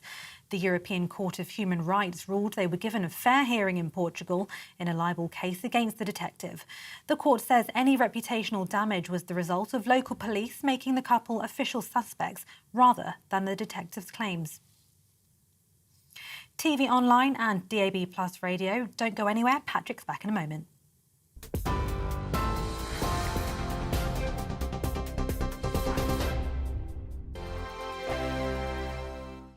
We are GB News. And we'd like to say thank you To each and every one of you. for helping our great nation Find its voice. We're absolutely everywhere. Across England, Scotland, Wales and Northern Ireland. On TV. On radio. and online. We're proud to be The People's Channel. Britain's news channel. On the Mark Steyn Show, we cover the stories a lot of people are scared even to mention. The stuff that really matters with some of the world's biggest thinkers. Now is his opportunity to kind of take the steering wheel of history. Break away from the flock at 8 o'clock on GB News with the Mark Steyn Show. Hello, I'm Esther McVeigh. And I'm Philip Davis. Whether you're watching or listening on TV, online or on radio, we handpick the latest stories, debates and expert opinions for your weekend. So whether that's politics, news or showbiz, we've got it covered. Join us every Saturday morning at 10 o'clock on GB News. Join my show Farage, 7 p.m. till 8 p.m. Monday through Thursday, and there you will get opinion, analysis, debate, and I'll cover stories that nobody else dares to touch. You've been cancelled. Join the club. Oh my goodness me. And then for the last 15 minutes, talking pints. We're over a drink. We have a civilised conversation with someone. We very often disagree, but we do it in a grown-up way. Come and join me on Farage. Hi there, it's Stephen and Anne. At breakfast from 6 a.m, you'll always be caught up with everything you need to know, the latest headlines, opinions and debates. We'll bring you the good news and the bad, but most of all, we're here for you. Remember, send in your views and let us know what you would like us to talk about. That's because we're your news channel. And every morning at 6 a.m, it's breakfast on GB News.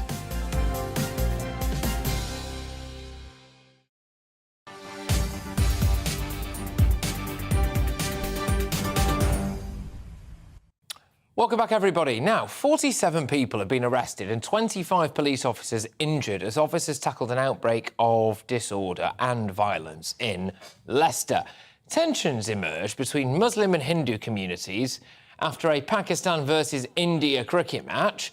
Yes, all of this did, despite the international element to it, take place in Leicester, in this country, but there we are. Leicester is a city which has been championed for its community cohesion and diversity, but is it really possible to have a truly integrated society with such a high level of diversity? Let's hear now from community campaigner. It's Bishop Desmond Jaddo. Thank you very, very much. Great to have you on the show. Lots of people are massively concerned about this, saying that actually, you know, it's all very well and good having high levels of immigration, and it's all very well and good having diversity champions, etc., but it's not necessarily going that well. when we use tick boxes, it won't go well. Diversity is something that must be embraced. I mean, I'm Jamaican Indian, and there are many people in Jamaica from various backgrounds, but they see themselves as Jamaicans. They don't wear any other label. The thing about it is here, number one, we've been burying our head in the sand for far too long to say that we've got a race problem. And now we've got interracial issues as well. We haven't got the traditional race issues anymore between black and white or black and brown-skinned people. We've got that within the actual minority communities now as well. And that's simply because we've never embraced our diversity and we've never really wanted to understand the cultural differences. And remember, we have a load of characteristics in common, but we never seem to share that. We always share the divisiveness that exists between us. We actually, I mean, every single time you turn your television on and there's an advert now, there's this remarkably modern family where it looks like everybody's from different continents, they're all living under the same roof, all of this stuff. You can't move for things like that. And I mean, culturally, for example, as well, the Black Lives Matter movement, I mean, there were people from all different colours, creeds and religions who were taking part in that. And you can't move these days for things like diversity champions at taxpayers' expense in the NHS. I mean, at what point does it become on people of a different culture or creed or religion or whatever to actually maybe do more to integrate? When we talk about integration, remember, we've got pocket communities. I remember Judge Racing in 2003 gave a report to Birmingham, for example, talking about the divisiveness of having pocket communities and not embracing that diversity. Diversity champions are one thing. What we've got to do is deal with this at grassroots levels and get it right across the board. And that's the issue. And the key element is as well, discrimination still exists in this country and we're burying our head in the sand as a result of it. So what we like to do in this country, in my view, is to do what I call Kodak moments with diversity, have buzzwords, but are we really embracing the cultural diversity of the varying people that live in the UK? And here's the question. What identity do many people wear? Do they wear the fact that they're British, or do they wear the fact that they are, for example, Muslim, Pakistani origin, Hindu, Indian, or even myself? Do I bear the fact that, my parents are from Jamaica? That cultural diversity has never been embraced, and it's time now that we start making inroads on that, because that's the only way we're going to deal with community conflict. But what if they don't really want to? I mean, I used to do quite a bit of community work around the Rusholme area in Manchester, just teaching kids how to read and stuff, and I was absolutely staggered at the amount of children who've been born here and whose parents have been born here who didn't really have a grasp of the English language, actually, because they never spoke it at home, or they never spoke it would appear, really, in their own community. I mean, where's the kind of prejudice or oppression when it comes to people, frankly, not necessarily in some cases, really wanting to be part of the country that they live in? And what can we do to combat that? You have just hit the nail on the head. The facts are, what we need to do is start this from school. And when I went to school, and I'm first born here from the Windrush generation, and the importance is I didn't see that religious or that colour difference. We just had mates because we all talked to each other, we played out with each other. And that's the important thing, is to start that education within the schools, but also as well getting people to understand who's whom and actually getting people to understand the cultural differences, but also at the same time, understand who we are, and we're all one, and we're all God's children. That's how I see it. As a bishop, we're all God's children, and that's the first and foremost thing. But we wear other labels instead. And in today's society, having a label is far more important than being a human being, in my view.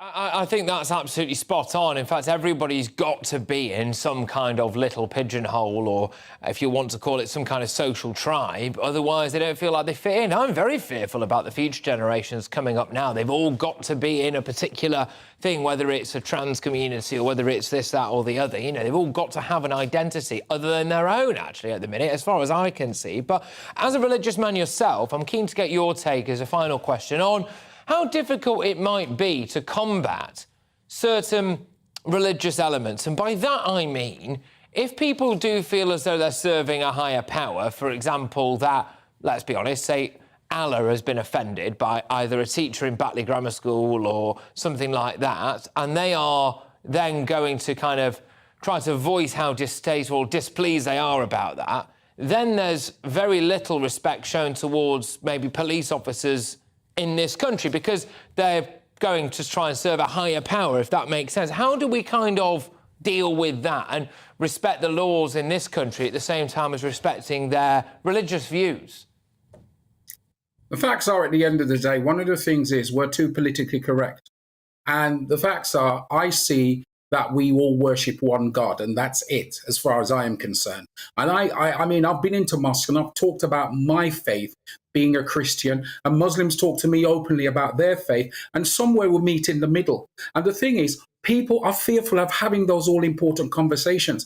Until you have that all-important dialogue, we'll never bridge that gap. And that's why we have so much distrust in our society, because we're failing to embrace the diversity. And one thing I'll always say is this, and I always say this, and I'm blunt with it. Partaking in food from other nationalities does not make you embrace diversity. It's embracing the humanity that exists within each and every one of us. And that's how we're going to bring the change and have those all-important and blunt conversations as well. Good stuff. I really enjoyed that. Thank you very much. Really informative chat, actually. I have to talk to you again very, very soon. Community campaigner Bishop Desmond Jadu there, just discussing a wider issue of what's been going on in Leicester. Loads of arrests, loads of police injured. It kicked off big time between a group of Hindus and a group of Muslims because India beat Pakistan at cricket. Yeah, I know, me too. But it does raise some serious questions about multiculturalism, whether or not things are working, integration, etc.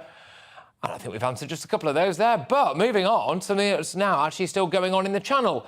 But actually, the leader of Albania wishes it wasn't. I've been waiting to hear from this chap. Albania's Prime Minister has asked his people to stop crossing the English Channel because, well, I think he's probably worried that he's going to be Prime Minister of an empty country. But the English Channel has been flocked by Albanians. Now, apparently 60% of those arriving are Albanian. That's according to Border Force officials. Well, Edi Rama instead urged young Albanians to invest the tens of thousands of pounds that they would be spending paying human traffickers to actually go and work in that country, in the country's tourism industry, which no doubt must be taking an absolute battering, because if everyone is really fleeing it because of persecution, etc., goodness gracious me, Albania must be a terrible place to go. But joining me is the director of the Centre for Migration and Economic Prosperity think tank. It's Stephen Wolfe. Thank you very much, Stephen. So, the Albanian PM speaks. He lives. He wants to stop the brain drain. Good afternoon, Patrick. Yes, he does. And not only that, the government has actually been working of Albania with the British government for a number of years to try and deal with the Channel migrant crisis. So what you have so far, you've had an investment from the UK of about £3 million working with UNICEF to try and persuade the teenagers that it's better to stay in Albania. You've had our border force and security staff working at the airports to improve their ability to track passports and those leaving the country. You've had British money being spent in Albania to try and improve security at the ports. And now we have a deal with Albania to take any Albanians that we capture here from the boats or on the backs of lorries and be able to return them back to Albania very quickly. So this is an issue that both countries recognize is really serious. But then you have to ask the question, why are they leaving Albania? Why are they leaving Albania? Well, according to reports that I've seen from the Home Office, there are a number of factors.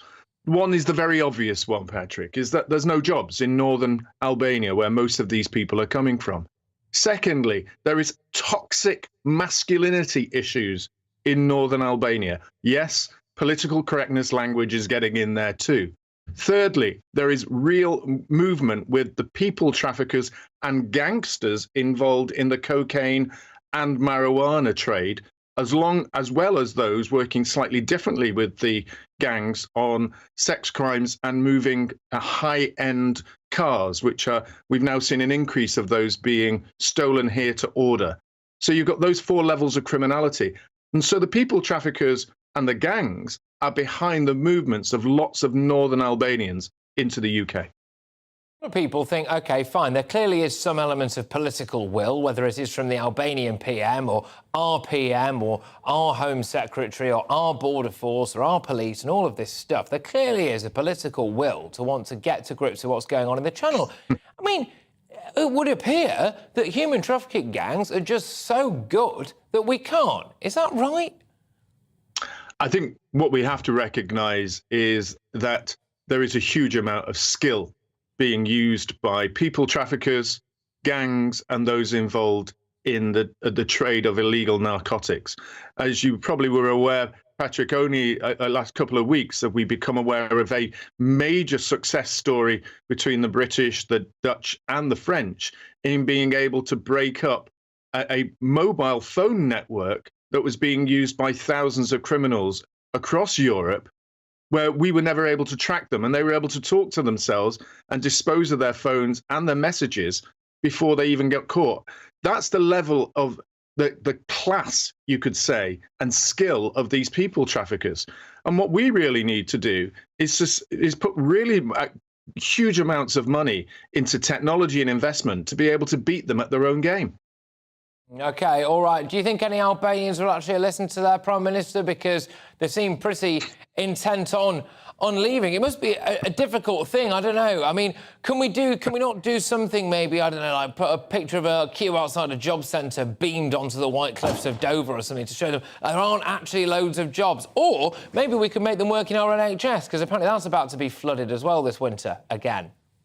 Well, Patrick, you having said that, there is actually going to be a TV and radio advert campaign run by the Home Office in Albania, giving them reasons why they shouldn't come to the United Kingdom. But bearing in mind that the salaries that they're earning in northern Albania are literally only 5,000 to 10,000 euros a year, compare that to what they can get here, whether they're working for the illegal gangs or whether they're able to claim asylum and then work in the black economy. It's a lot more when they're here than they're getting back home. That's the major driver, and until we change that, they'll still keep coming. Stephen Wolfe, that's fantastic. Thank you very much for joining us. That's Stephen Wolfe, the Director of the Centre for Migration and Economic Prosperity. I cannot wait for that advert to drop on Albanian TV. Just don't visit Britain. I can't wait to see what that exactly says, but there we go. Up next is Jubes & Co. with Michelle Dewberry, who's right here in the studio with me right now. Nice to see you in bright pink and not black. I know. It has been a momentous occasion, hasn't it, marking the passing of the Queen. But I have to be honest, yes, I was very pleased to get out of my black into my bright pink, if you are listening, not watching. And what a treat to be sharing a studio with you. Oh, you're welcome. Yeah, Jubes & Co. coming up in just a few minutes now. What's on the agenda? Well, we're back to business as usual. We've got a bit of colour. And there's been lots going on, hasn't there? So tomorrow, not tonight, I want to pick up on what's going on in Leicester. I want to look at multiculturalism, as that failed or not. I also want to look at the Ukraine situation. Liz Truss pledging more money today, we've seen. But tonight, bringing it to tonight, I want to look into the future, because we've got a new chapter, Patrick. What should this new chapter look like? What should our political priorities be? What should our social priorities be?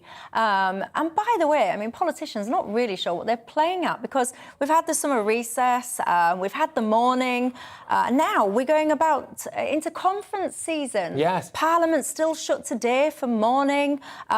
We've got Wednesday, you've got Parliament business swearing in oaths to the King, something they don't really need to do. Come on, just get on with politics now. There's a cost of living crisis and all the rest of it to fix. So I want to look at that.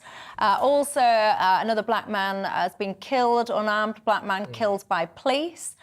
Chris Cabba. Many people are saying that black relations with the police are irreparable. Really? I want to look at that. And good news for you, young man. Soon, you might be able to get your hands on a contraception injection. What are you trying to imply? Well, I'm just saying. This is a new advancement in science. I don't think I would do it, by the way. Sorry, it's a story for another time, but I think... Why not? Don't want to interrupt the swimmers, you know? Why would you not? What? It's a thing for blokes. I'm sorry, it's a thing for blokes, right? I understand this is where I'm deeply hypocritical, because I'm more than fine for women to do their thing, but leave me well alone. See, then what a fascinating conversation, and one that I'm looking forward to having because, now, men, you can be empowered. You can make the decisions about things like pregnancies, not just women. Yeah. But bizarrely, it seems that not many men are stepping up to the plate. There you go. Forward, there you go. I'm telling you, it's not going to happen. It's not going to happen. Anyway, Michelle, I'll tell you what, to be fair, that is a really fascinating discussion. Thank you very, very much. He's tightly crossing his legs, by the way, ladies and gents. Yes, I am. It's made me feel a bit funny. Anyway, right, lots of you have been getting in touch. Thank you very much. We haven't got time to go through all of those, but it's been a rip-roarer of a show. I will leave you for Jubes and Co. After the weather, Michelle Dewberry will be on your screens very, very shortly. I'll be back from 3 p.m. tomorrow. See you there. Hello, a fairly quiet spell of weather over the next couple of days for most of us. Quite a lot of cloud around, but it will be dry for most through the rest of this evening and overnight, although with one exception, which is the far northwest of Scotland. That's because we have this weather front close by.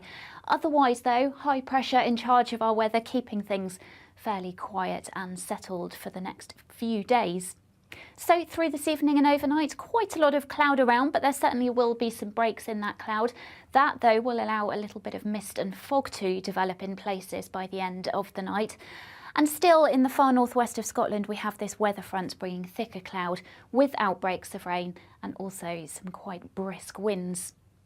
So we start Wednesday on a reasonably mild note in the towns and cities, but it will be a little bit chilly in the countryside. Some brightness around first thing, especially once any mist and fog patches melt away. But there will be variable amounts of cloud around through the course of Wednesday. A little bit of brightness here and there, but also the chance that the cloud could just about be thick enough to produce the odd drizzly shower. And still we have this thicker cloud in the northwest, and that will gradually start to move its way southeastwards later on Wednesday, but more especially through Thursday and Friday. So overnight Wednesday, we